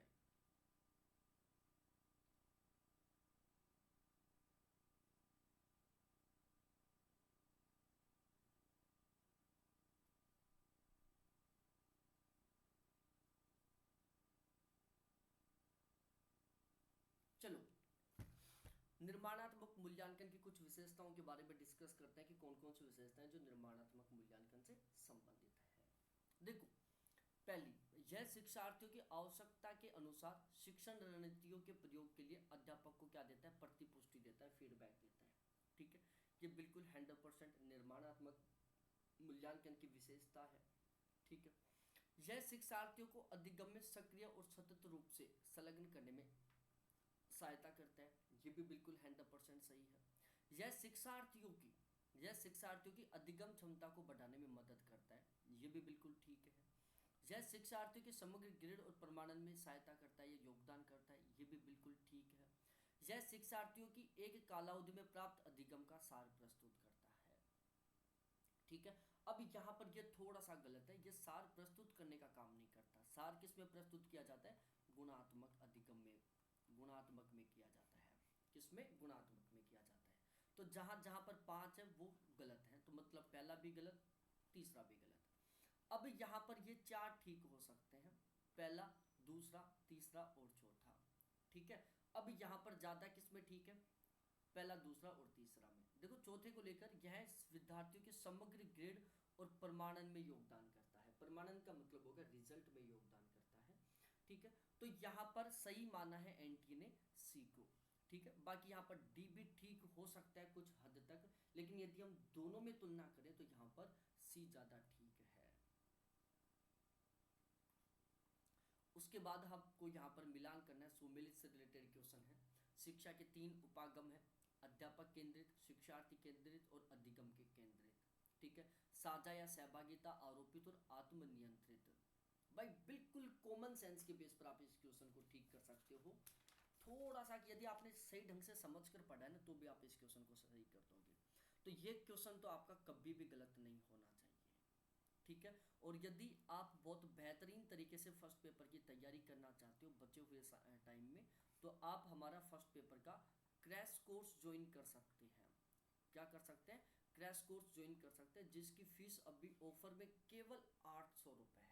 मात्र 800 रुपये में बहुत बेहतरीन कंटेंट आपको प्रोवाइड करवाया जाएगा। अब देखो, साझा, सहभागिता, आरोपित करना, आत्मनियंत्रित है। आत्मनियंत्रित का मतलब क्या हुआ? आत्मनियंत्रित का मतलब हुआ कि वो खुद के ऊपर डिपेंड हो रहा है, कि हम खुद अपने अनुसार कर लेंगे इसको। ठीक है, आत्मनियंत्रित होना मतलब हम अपने अनुसार कर लेंगे, मतलब वो अधिगम पर केंद्रित है, मतलब वो खुद के अधिगम केंद्रित है, अधिगम है ये। ठीक है, तो ये क्या हो गया? अधिगम केंद्रित हो गया। साझा या सहभागिता, अब साझा या सहभागिता का संबंध किससे होगा? जब शिक्षार्थी केंद्रित होगा, जब स्टूडेंट कहेगा कि मैं खुद सीख लूंगा, और उसमें टीचर क्या करेगा? थोड़ा हेल्प करेगा। मतलब टीचर और स्टूडेंट आपस में मिलकर क्या करेंगे? सीखेंगे। भाई जो देखो, जो टीचिंग है वो 2 प्रकार का होता है, एक टीचर सेंटर होता है और एक स्टूडेंट सेंटर होता है। जो टीचर सेंटर होता है ना, उसमें क्या होता है? जो शिक्षक है वो बिल्कुल केंद्र में होता है, मतलब जो शिक्षण की प्रक्रिया है वो कंप्लीटली किसके अनुसार होती है? शिक्षक के अनुसार होती है। जैसा चाहता है वैसा होता है, जैसा शिक्षक चाहता है वैसा होता है। जो शिक्षार्थी है वो तो केवल गौण रूप में काम करते हैं, जो बैठकर केवल शिक्षक को सुनने का काम करते हैं। ठीक है, जैसे हम छोटी कक्षाओं में पढ़ते थे तो उस दौरान शिक्षक केंद्रित विधि को अपनाया जाता था। शिक्षार्थी केंद्रित में क्या होता है? शिक्षार्थी केंद्रित विधि में जो स्टूडेंट होता है वो बिल्कुल सेंटर पे होता है। संपूर्ण शिक्षण प्रक्रिया है वो स्टूडेंट के अनुसार चलती है। जो शिक्षार्थी केंद्रित शिक्षण विधियां होती है, जो शिक्षार्थी केंद्रित शिक्षण है, इसमें जो शिक्षक होता है वो एक सहयोगकर्ता के रूप में काम करता है। किसके रूप में काम करता है? सहयोगकर्ता के रूप में काम करता है, या एक सहभागी के रूप में काम करता है। और जो स्टूडेंट है वो बिल्कुल मेन सेंटर में होते हैं। स्टूडेंटों के जो डाउट हैं, उनकी जो समस्याएं हैं, उनका समाधान कौन करता है? उनका समाधान करने में सहायता कौन करता है? टीचर करता है। ठीक है, तो जो शिक्षार्थी केंद्रित हुआ ये किस पर संबंधित है? साझा व सहभागिता पर है, क्योंकि यहाँ पर जो टीचर वो किसके रूप में काम कर रहा है? एक सहभागी के रूप में काम कर रहा है, या फिर एक सहयोगकर्ता के रूप में काम कर रहा है। ठीक है, अध्यापक केंद्रित में क्या है? आरोपित है। अध्यापक केंद्रित आरोपित कैसे हुआ? क्योंकि यहाँ पर जो टीचर है वो स्टूडेंटों के ऊपर क्या करता है? काम आरोपित करता है। ठीक है, सब कुछ टीचर अपने अनुसार करता है। और अधिगम केंद्रित में क्या हुआ? बिल्कुल आत्मनियंत्रित हो गया। उसके बाद अगला क्वेश्चन है, इसका आंसर क्या होगा? शिक्षार्थी की सांस्कृतिक पृष्ठभूमि का उसके अधिगम अनुभव पर कोई प्रभाव नहीं पड़ता। ठीक है, शिक्षार्थी की सांस्कृतिक पृष्ठभूमि का उसके अधिगम अनुभव के ऊपर कोई प्रभाव नहीं पड़ता। लैंगिकता शैक्षणिक संप्राप्ति का प्रबल निर्धारक नहीं है। यहां पर सही आंसर क्या हो सकता है?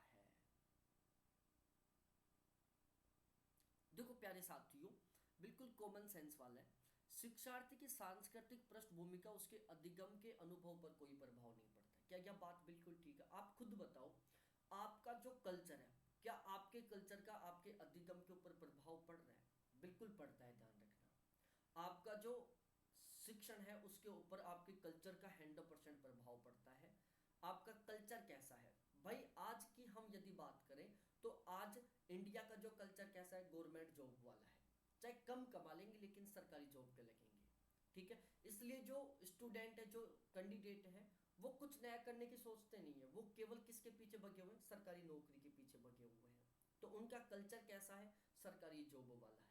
तो ध्यान रखना, शिक्षार्थी की सांस्कृतिक पृष्ठभूमि के ऊपर अधिगम शिक्षार्थी की सांस्कृतिक पृष्ठभूमि का अधिगम के ऊपर प्रभाव पड़ता ही पड़ता है, ठीक है। हमारा जो शिक्षण प्रक्रिया है वो हमारे कल्चर के साथ जुड़ी हुई है। विदेशों में जैसे अमेरिका है, कनाडा है, जापान है, वहाँ पर गवर्नमेंट जॉब के पीछे नहीं भटकते स्टूडेंट, वहाँ पर अपना खुद का बिजनेस करने की सोचते हैं। भारत में हम एग्जाम्पल देखें, गुजरात देख लो, गुजरात में हर कोई बिजनेसमैन बनना चाहता है क्योंकि वहाँ का कल्चर कैसा है? बिजनेसमैन का है। वहाँ पर गवर्नमेंट जॉब के पीछे नहीं भगते क्योंकि वहाँ का कल्चर गवर्नमेंट जॉब वाला नहीं है। राजस्थान, मध्य प्रदेश, उत्तर प्रदेश, झारखंड, बिहार, इन स्टेटों की बात करें, यहाँ पर हर कोई गवर्नमेंट जॉब के पीछे भग रहा है क्योंकि यहाँ का कल्चर इस तरीके का है। लैंगिकता शैक्षणिक संप्राप्ति का प्रबल निर्धारक नहीं है, ये बात बिल्कुल सही है। भाई आप शिक्षा के माध्यम से क्या प्राप्त कर रहे हो, इस पर लिंग का कोई प्रभाव नहीं पड़ता। ऐसा नहीं है कि 90% से ज़्यादा परसेंट, या ऐसा नहीं है कि टॉपर लड़कियां नहीं बन सकती, ऐसा नहीं है कि टॉपर लड़के नहीं बन सकते, ऐसा नहीं है कि आईएएस लड़कियां नहीं बन सकती, ऐसा नहीं है कि आईएएस लड़के नहीं बन सकते। भाई शैक्षणिक प्राप्ति के ऊपर, शिक्षा के माध्यम से आप जो रिजल्ट प्राप्त कर रहे हो उसके ऊपर जेंडर का कोई प्रभाव नहीं पड़ता, ठीक है। ये आपको बिल्कुल अच्छे तरीके से ध्यान में रखना है, इसलिए पहली बात गलत है और दूसरी बिल्कुल ठीक है। अगले क्वेश्चन के ऊपर चलते हैं हम। निम्नलिखित में से कौन सी विशेषताएं अध्यापक केंद्रित शिक्षण विधि की विशेषताएं नहीं है? कौन सी विशेषताएं जो अध्यापक केंद्रित शिक्षण की विशेषताएं नहीं है? पहला, विद्यार्थी निष्क्रिय अधिगम करता है। देखो, निम्नलिखित में से कौन सी विशेषताएं अध्यापक केंद्रित शिक्षण विधि की विशेषता नहीं है, मतलब टीचर सेंटर मेथड की विशेषता नहीं है, ठीक है। इनमें से कुछ विशेषताएं जो टीचर सेंटर मेथड की नहीं है। इस नहीं शब्द को ध्यान रखना प्यारे साथियों, ठीक है। यदि आपने इस नहीं शब्द को इग्नोर कर दिया ना तो समझो रिजल्ट आपको इग्नोर कर देगा, ये क्वेश्चन आपका गलत हो जाएगा। तो इस नई शब्द के ऊपर आपको थोड़ा सा फोकस करना है।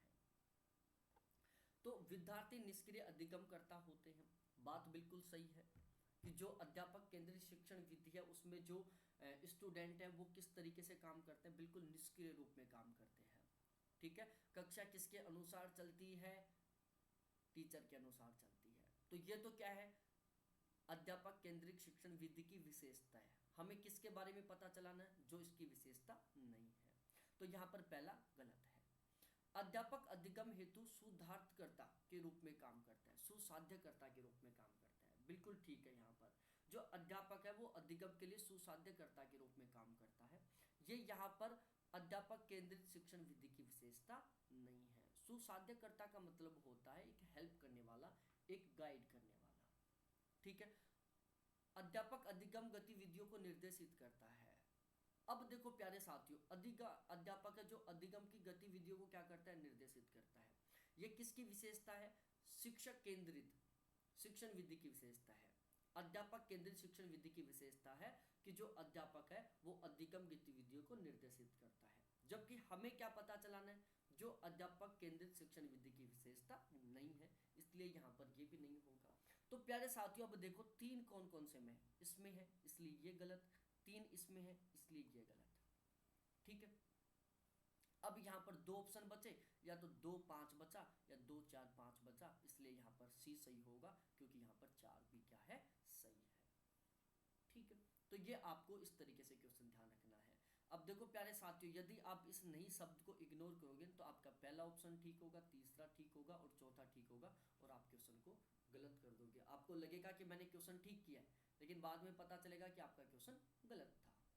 सॉरी, पहला और तीसरा ठीक मानोगे, ठीक है, और पहले तीसरे के अनुसार आप ऑप्शन डी कर दोगे और आपका क्वेश्चन गलत हो जाएगा। इसलिए क्वेश्चन को पूरी सावधानी के साथ पढ़ना है आपको। ऑनलाइन अधिगम खेलों के सर्जन और साझेदारी में निम्नलिखित में से कौन से उपकरण का प्रयोग किया जाता है? ऑनलाइन अधिगम खेलों के सर्जन और साझेदारी में कौन से उपकरणों का काम लेते हैं? मेंटीमीटर को काम लेते हैं, पैडलेट को काम लेते हैं, जूम को काम लेते हैं, या कहूत को काम लेते हैं? तो यहाँ पर सही आंसर होगा प्यारे साथियों कहूत। ठीक है, क्या होगा? कहूत होगा। अगला क्वेश्चन है, निम्नलिखित में से कौन से उपाय वंचित समुदाय के विद्यार्थियों को सुविधाजनक अनुभव करने में सहायक नहीं है? निम्नलिखित में से कौन से उपाय हैं जो वंचित समुदाय के विद्यार्थियों को सुविधाजनक अनुभव करने में सहायक नहीं है?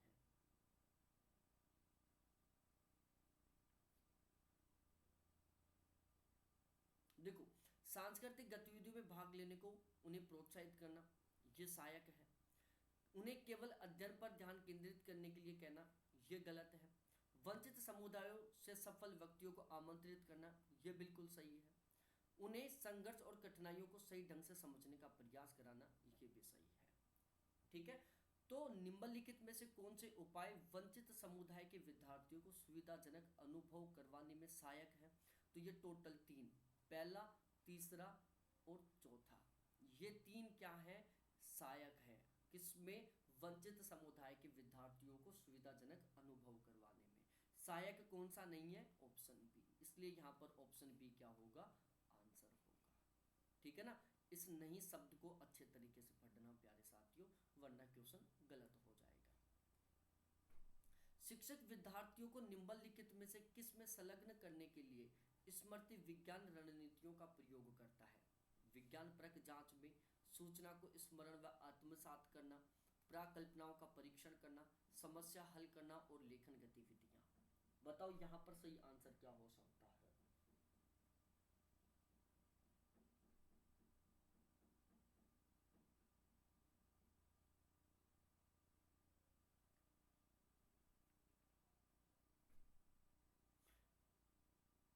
देखो, शिक्षक विद्यार्थियों को निम्नलिखित में से किस में संलग्न करने के लिए स्मृति विज्ञान रणनीतियों का प्रयोग करता है? तो सूचना को स्मरण और आत्मसात करने। किसको? सूचना को। तो यहां पर ऑप्शन बी सही होगा। अगला क्वेश्चन है, वही कथन कारण से रिलेटेड है। विद्यार्थी को किसी संकल्पना के अध्यापन के लिए इसके परिणामी परिभाषी गुण अत्यधिक स्पष्ट होने चाहिए। विद्यार्थियों को किसी संकल्पना के अध्यापन के लिए इसके जो परिभाषी गुण है वो अत्यधिक स्पष्ट होने चाहिए।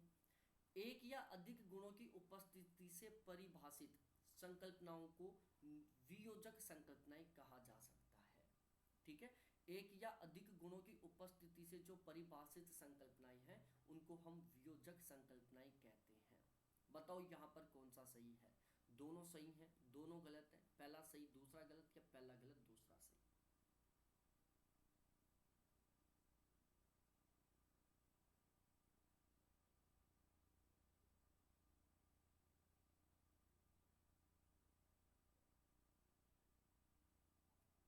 अब देखो, विद्यार्थियों को किसी संकल्पना के अध्यापन के लिए इसके परिभाषी गुण अत्यधिक स्पष्ट होने चाहिए।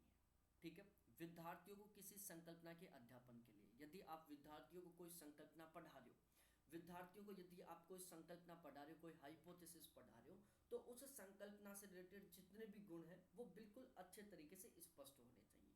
ये बात बिल्कुल 100% सही है। एक या अधिक गुणों की उपस्थिति से परिभाषित संकल्पनाओं को हम वियोजक संकल्पना कहते हैं। ये बात गलत है, इसको हम क्या कहते हैं? संयोजक संकल्पना कहते हैं। क्या कहते हैं? संयोजक संकल्पना कहते हैं। एक या अधिक गुणों की उपस्थिति से जो परिभाषित संकल्पना है उसको हम क्या कहते हैं? संयोजक संकल्पना कहते हैं। इसलिए ये बात गलत है क्योंकि यहाँ पर वियोजक की बात हो रही है। ठीक है, तो यहाँ पर पहला तो सही है और दूसरा गलत है, इसलिए ऑप्शन सी है यहाँ पर। और ध्यान रखना, एक या अधिक गुणों की उपस्थिति से परिभाषित संकल्पना को क्या कहा जाता है? संयोजित संकल्पना कहा जाता है। मूल्यांकन हेतु अनुष्ठान क्रम रूब्रिक्स के प्रयोग का लाभ निम्नलिखित में से कौन सा होता है? मूल्यांकन के लिए यदि आप रूब्रिक्स का प्रयोग कर रहे हो तो इसका क्या लाभ होगा? ग्रेडिंग की बेहतर सुगमता होगी, ग्रेडिंग में बढ़ी हुई सुगमता होगी, सुसंगतता होगी, बढ़ी हुई व्यक्तिपरकता होगी, बेहतर परीक्षण सुरक्षा होगी। तो यहाँ पर सही आंसर क्या होगा? ठीक है, तो ये आपको ध्यान में रखना है कि मूल्यांकन में यदि आप रूब्रिक्स का प्रयोग कर रहे हो तो उससे क्या होगा, ग्रेडिंग में बढ़ी हुई सुसंगतता होगी। अगला क्वेश्चन है, संचार के बारे में संचार को क्या कहा जाता है? संचार के बारे में संचार को क्या कहा जाता है? तो संचार के बारे में संचार को क्या कहा जाता है? अधिसंचार कहा जाता है। ये अधिसंचार की परिभाषा है। किसकी? अधिसंचार की, कि संचार के बारे में संचार को क्या कहा जाता है। ये आपको बिल्कुल अच्छे तरीके से पता होनी ही चाहिए।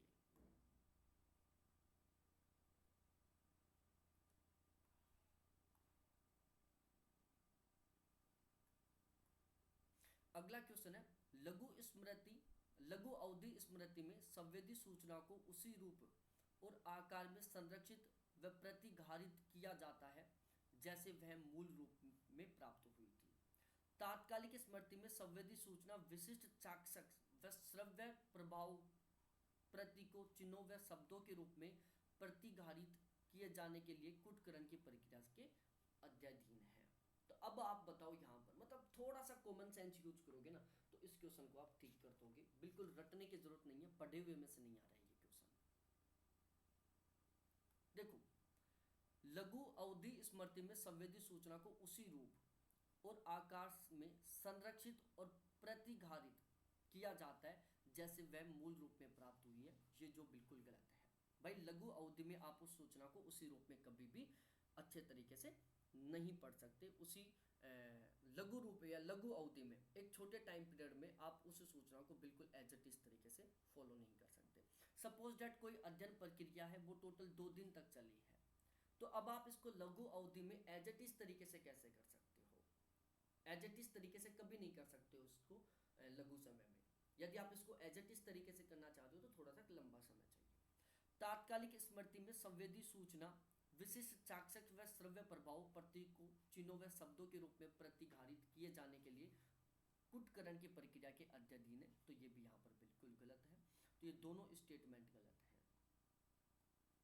ठीक है, अगला क्वेश्चन है हमारा, निम्नलिखित में से अधिगम प्रबंधन प्रणाली LMS के कौन कौन से उदाहरण हैं? अधिगम प्रबंधन प्रणाली के कौन कौन से उदाहरण हैं? कहूट है, कैनवस है, कैनवा है, मूडल है, पैडलेट है। तो यहाँ पर आंसर बिल्कुल दिख रहा है, इसलिए मैं ज़्यादा दिमाग नहीं लगाऊंगा। कैनवस और इसके अलावा जो पैडलेट है, ये दोनों के दोनों क्या है? अधिगम प्रबंधन प्रणाली के उदाहरण हैं। ठीक है, अगला क्वेश्चन है, स्वनिर्देशित अधिगम के निम्नलिखित में से कौन कौन से प्रमुख अभिलक्षण हैं?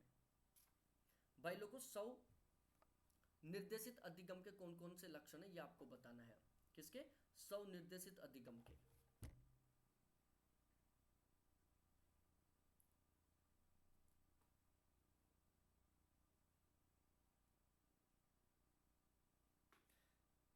तो स्व अनुवीक्षण हो गया, अधिगम का स्वामित्व लेना हो गया, उपचारात्मक शिक्षण हो गया, शिक्षक उन्मुखी हो गया, अधिगम का विस्तार हो गया। स्वनिर्देशित अधिगम के कौन कौन से प्रमुख लक्षण है ये आपको यहाँ पर बताना है। तो देखो प्यारे साथियों, इस क्वेश्चन का सही आंसर होगा कि स्वनिर्देशित अधिगम के कौन कौन से प्रमुख अभिलक्षण हैं। स्व अनुवीक्षण हो गया, अधिगम का स्वामित्व लेना हो गया, ठीक है, और इसके अलावा अधिगम का विस्तार हो गया। ये तीनों के तीनों क्या है? स्वनिर्देशित अधिगम के लक्षण है। जबकि उपचारात्मक शिक्षण और शिक्षक उन्मुखी, ये दोनों के दोनों इसके लक्षण नहीं है, इसकी विशेषताएं नहीं है।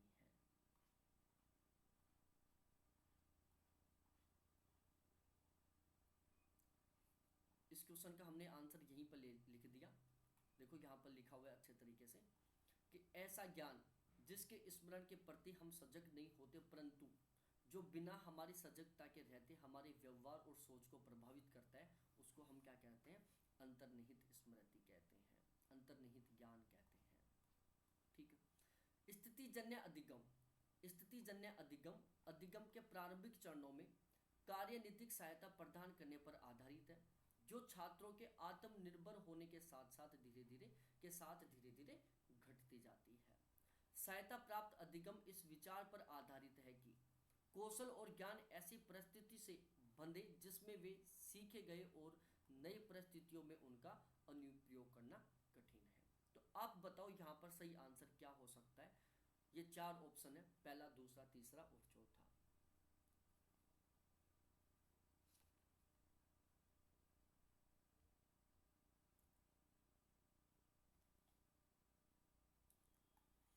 देखो यहाँ पर दोनों के दोनों गलत है, पहला स्टेटमेंट भी गलत है और दूसरा भी गलत है। अगला क्वेश्चन है हमारा, सहगण कोहाट वह जनसंख्या है, ध्यान से सुनना, सहगण या कोहाट वह जनसंख्या जिसके सदस्यों में कुछ विशिष्ट अभिलक्षण समान होते हैं। भविष्यालक्षी अध्ययन में अनुसंधानकर्ता लोगों की स्मृतियों और अनुस्मरणों के ऊपर निर्भर रहता है।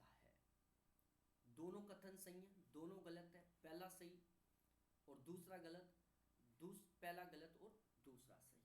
यहां पर क्या आंसर हो सकता है? तो प्यारे साथियों देखो, सहगण कोहाट वह जनसंख्या होती है जिसके सदस्यों में कुछ विशेष लक्षण समान होते हैं।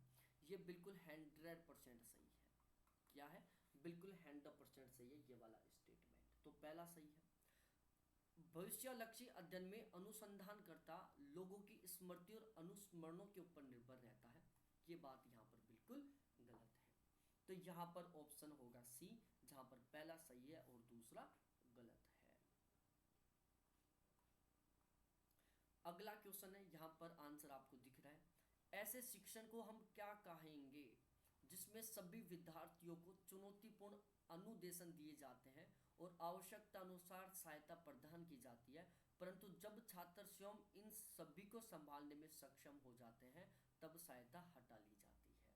तो उसको हम कहते हैं अनुकूलनात्मक शिक्षण। भाई अनुकूलनात्मक शिक्षण का मतलब क्या?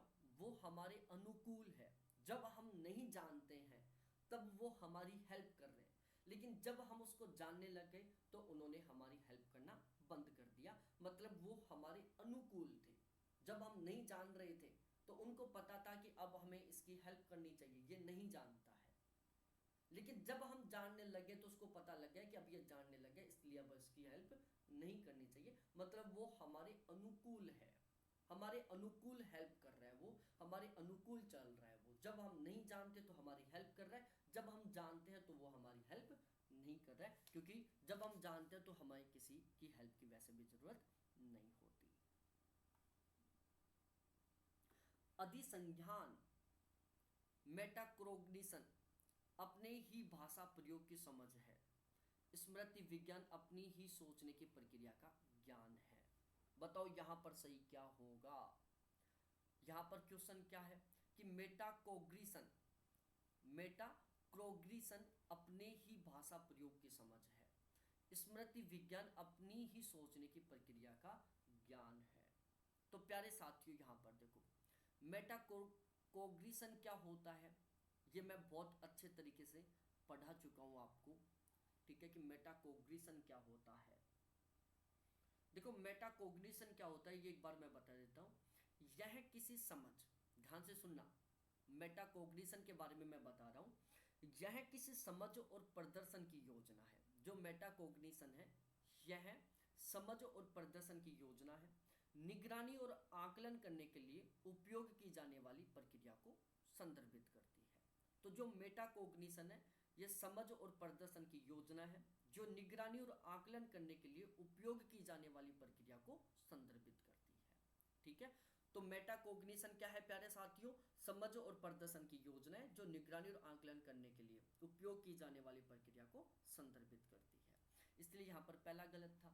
मेटाकोग्निशन की परिभाषा मैंने बता दी आपको, ठीक है। स्मृति विज्ञान अपनी ही सोचने की प्रक्रिया का ज्ञान है, यह बिल्कुल गलत है, ठीक है।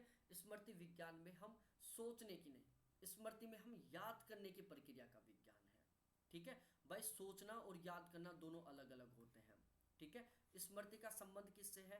याद करने से है या रटने से है, ठीक है। सोचने का संबंध किससे है? अधिगम से है, ठीक है। तो स्मृति विज्ञान में स्मृति का ज्ञान लिया जाता है, स्मृति की प्रक्रिया का ज्ञान है, ठीक है ना। जो स्मृति विज्ञान है ये अपने ही याद करने की प्रक्रिया का ज्ञान है, रटने की प्रक्रिया का ज्ञान है, ना कि सोचने का। और यहां पर आपको मिलान करना है, मिलान से रिलेटेड क्वेश्चन है, ठीक है, बहुत महत्वपूर्ण क्वेश्चन है ये। अधिगम प्रबंधन प्रणाली, जिसको हम LMS कहते हैं, वीडियो कॉन्फ्रेंसिंग शीघ्रता, चर्चा मंच, ऑनलाइन मूल्यांकन मंच। ठीक है, अब मैं इसको डायरेक्टली मिलान करके बता देता हूं आपको कि किसका किसके साथ संबंध है, ताकि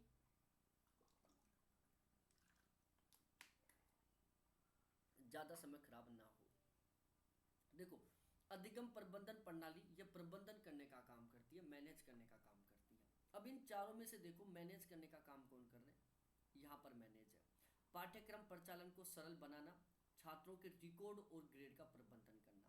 ठीक है, तो ये क्या कर रहा है, प्रबंधन करने का काम कर रहे हैं। पहला ऑटोमेटिकली किसके साथ सम्मिलित हो गए, तीसरे के साथ सम्मिलित हो गए। ठीक है, वीडियो कॉन्फ्रेंसिंग शीघ्रता, यहाँ पर वीडियो कॉन्फ्रेंसिंग की बात हो रही है, किसकी, वीडियो कॉन्फ्रेंसिंग की। अब वीडियो कॉन्फ्रेंसिंग में क्या होता है, जब हम वीडियो कॉल पर बात करते हैं तो हमें एक अलग ही तरीके का इंटरेस्ट मिलता है, अलग ही तरीके का मजा आता है। एक तो नॉर्मली तरीके से फोन पर बात करें, एक वीडियो कॉल पर करें, तो वीडियो कॉन्फ्रेंस में क्या होता है, एक अलग ही तरीके का जुनून आता है। ठीक है, छात्र की तल्लीनता और सहयोग बढ़ाना, समालोचनात्मक सोच और समस्या समाधान को प्रोत्साहित करना। ठीक है, मूल्यांकन तेजी से और से संग्रहित और प्रशासित करना, ग्रेडिंग और फीडबैक स्वचालित करना, रोचक और अंतःक्रियात्मक कक्षा सत्र करना, दूरस्थ अधिगमकर्ताओं के साथ जोड़ना। ठीक है, तो ये किससे संबंधित होगा, वीडियो कॉन्फ्रेंसिंग के साथ संबंधित होगा। चर्चा मंच क्या होती है, जहां पर हम आपस में चर्चा करते हैं, तो चर्चा से क्या होती है, छात्र की तल्लीनता बढ़ती है, छात्र का सहयोग बढ़ता है, समालोचनात्मक सोच बढ़ती है, समस्या समाधान को प्रोत्साहित मिलता है। ठीक है, जो चर्चा मंच होती है जहां पर आपस में डिस्कशन किया जाता है, तो चर्चा मंच के द्वारा क्या होती है, छात्रों की समस्याओं का समाधान होता है, छात्रों के अंतर छात्रों के अंदर समालोचनात्मक सोच विकास होता है, आलोचनात्मक सोच का विकास होता है, छात्रों के अंदर सहयोग करने की भावना का विकास होता है। क्योंकि चर्चा मंच में क्या है, उन्हीं के साथ बहुत सारे कैंडिडेट बैठे हुए जो एक दूसरे की हेल्प कर रहे हैं। ठीक है, किसी की समस्या को कोई दूसरा स्टूडेंट सोल्व कर रहा है। ऑनलाइन मूल्यांकन मंच, मूल्यांकन तेजी से होता है। जो ऑनलाइन मूल्यांकन मंच होता है, इसके माध्यम से क्या होता है, मूल्यांकन तेजी से होता है, सृजित और प्रशासित करता है, ग्रेडिंग और फीडबैक ऑटोमेटिकली हो जाता है। तो भाई लोगों, इनके बारे में समझना जरूरी नहीं था कि इनके बारे में आप समझो तो ही क्वेश्चन को ठीक करो। आपने यदि थोड़ा सा सही ढंग से पढ़ रखा है ना, आपने अच्छे तरीके से समझ रखा है, तो आप इनको ऑटोमेटिकली ठीक कर दोगे। ठीक है, निम्नलिखित में से कौन से शिक्षण और अधिगम प्रक्रिया में अधिगमकर्ता की अभिप्रेरणा को बढ़ाने और बनाए रखने के लिए जॉन केलर द्वारा सर्जित परस्पर संबंधित चरण है। ठीक है, अब यहाँ पर किसी एक विशेष प्रकार के विद्वान की बात की गई है। ध्यान, प्राधिकार, आत्मविश्वास, प्रासंगिकता और संतोष।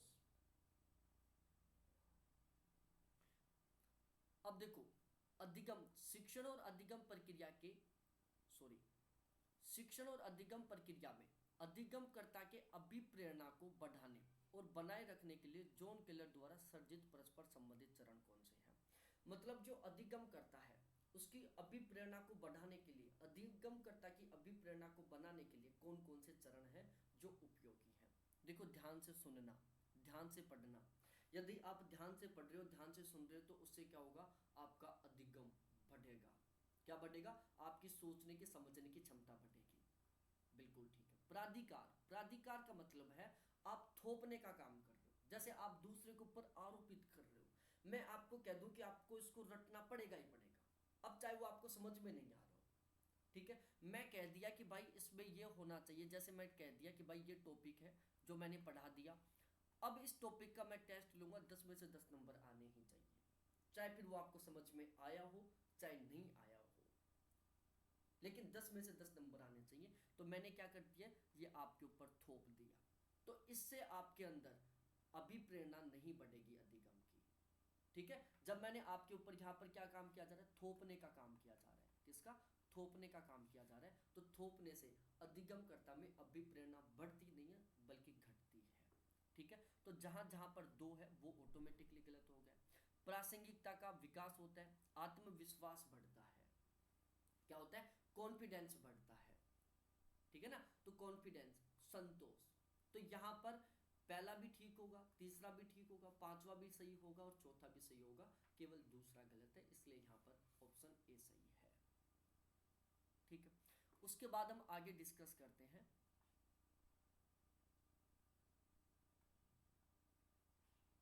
प्रमाणिक मूल्यांकन का उदाहरण। कौन प्रमाणिक मूल्यांकन के उदाहरण है?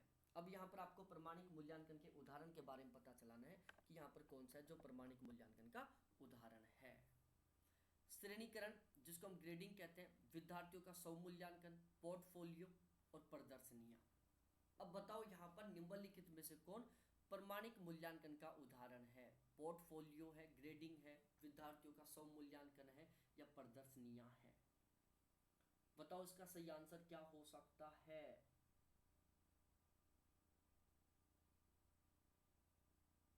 अब देखो जो ये क्वेश्चन था ना, इसमें एनटीए ने 2 आंसरों को ठीक माना था, इसमें वो भी खुद कंफ्यूज था।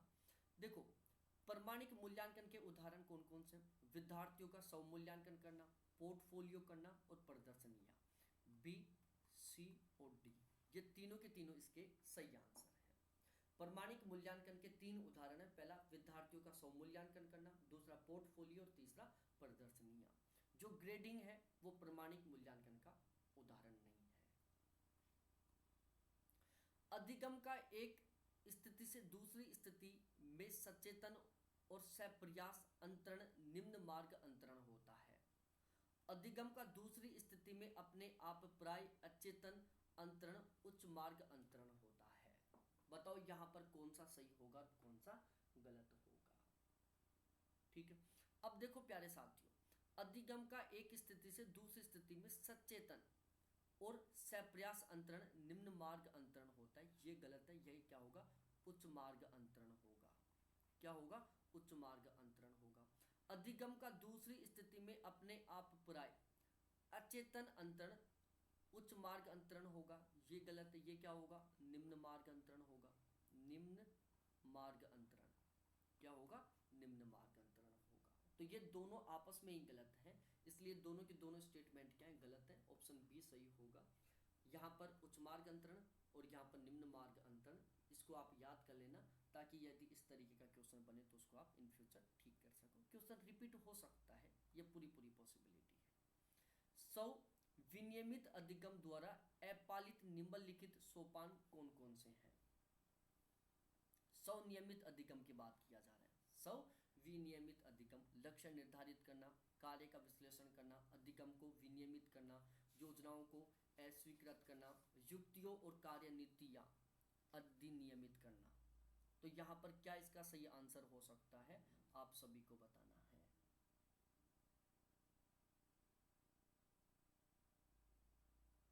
और इनको सिस्टमैटिक तरीके से आपको व्यवस्थित करना, सोपान के रूप में व्यवस्थित करना है, क्रमबद्ध तरीके से, ध्यान रखना। तो स्वनियमित अधिगम से संबंधित ये जो भी लक्षण है, इन सभी को आपको क्या करना है? व्यवस्थित क्रम में बैठाना है, एक सिस्टमैटिक वे में आपको बताना है। तो सबसे पहले क्या होगा? तो देखो प्यारे साथियों, यहाँ पर सबसे पहले क्या होगा? सबसे पहले होगा क्या?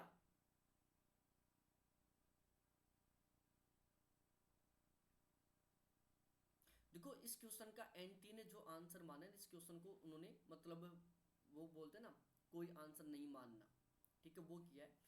क्योंकि यहाँ पर जो ऑप्शन वो उन्होंने सही ढंग से सेट नहीं किए थे, और इसके कई जगह बी और सी आंसर भी बताए हैं। मतलब जब हम पढ़ते हैं, गूगल पर सर्च करते हैं तो बी और सी सही निकल, सॉरी बी और सी का नाम आ गया, यहाँ पर इसका सही आंसर निकल कर आता है सी।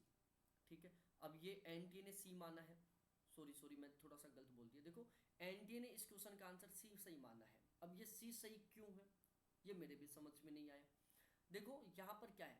कार्य का विश्लेषित करना सबसे पहले मान लिया, ठीक है। लक्ष्य निर्धारित करना दूसरे नंबर पर माना है, ठीक है।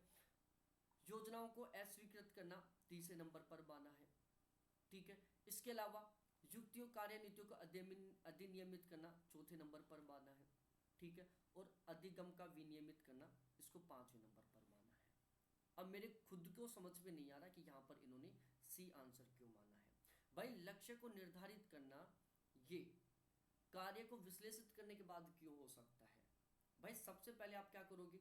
लक्ष्य निर्धारित करोगे कि आपका पढ़ने का टारगेट क्या है।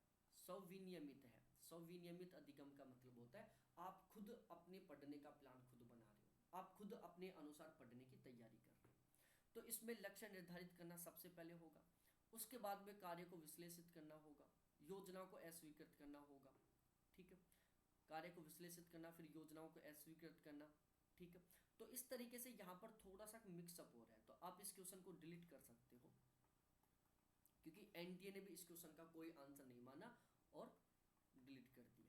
अब यहाँ पर मैं आपको अब भी बताया था कि सी आंसर माना है। सी आंसर मैं इसलिए बता रहा हूँ क्योंकि जो यूथ कंपटीशन वाली जो बुक है ना, उसमें इस क्वेश्चन का आंसर सी माना गया था।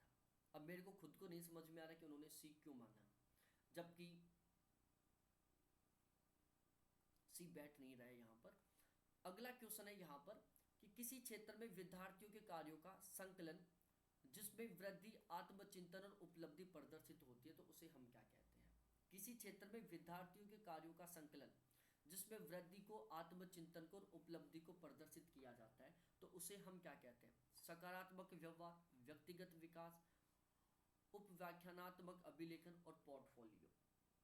इसका सही आंसर क्या होगा आप बताओ प्यारे साथियों। ठीक है, तो देखो यहाँ पर सही आंसर क्या होगा, किसी क्षेत्र में विद्यार्थियों के कार्यों का संकलन जिसमें वृद्धि, आत्मचिंतन और उपलब्धि प्रदर्शित होती है, तो उसे हम क्या कहेंगे? पोर्टफोलियो कहेंगे। क्या कहेंगे प्यारे साथियों? पोर्टफोलियो कहेंगे। ये आपको अच्छे तरीके से यहाँ पर ध्यान में रखना है। क्या कहेंगे उसको? हम पोर्टफोलियो कहेंगे। ठीक है, तो आज वाली क्लास में हम केवल यहीं तक ही पढ़ेंगे और आपका बिल्कुल अच्छे तरीके से इसका रिवीजन हो गया होगा। यदि आप इसी तरीके से हमारी रेगुलर क्लासेस देखना चाहते हो तो एक बार चैनल को ज़रूर सब्सक्राइब करें आप। यदि क्रैश कोर्स लेना चाहते हो तो ये मेरे व्हाट्सअप नंबर है जिसके थ्रू आप हमारा क्रैश कोर्स ज्वाइन कर सकते हैं। बहुत बहुत धन्यवाद आप सभी को देखने के लिए। थैंक्स बाय मेरे प्यारे साथियों। फिर मिलते हैं पूरे मोटिवेशन डेडिकेशन के साथ।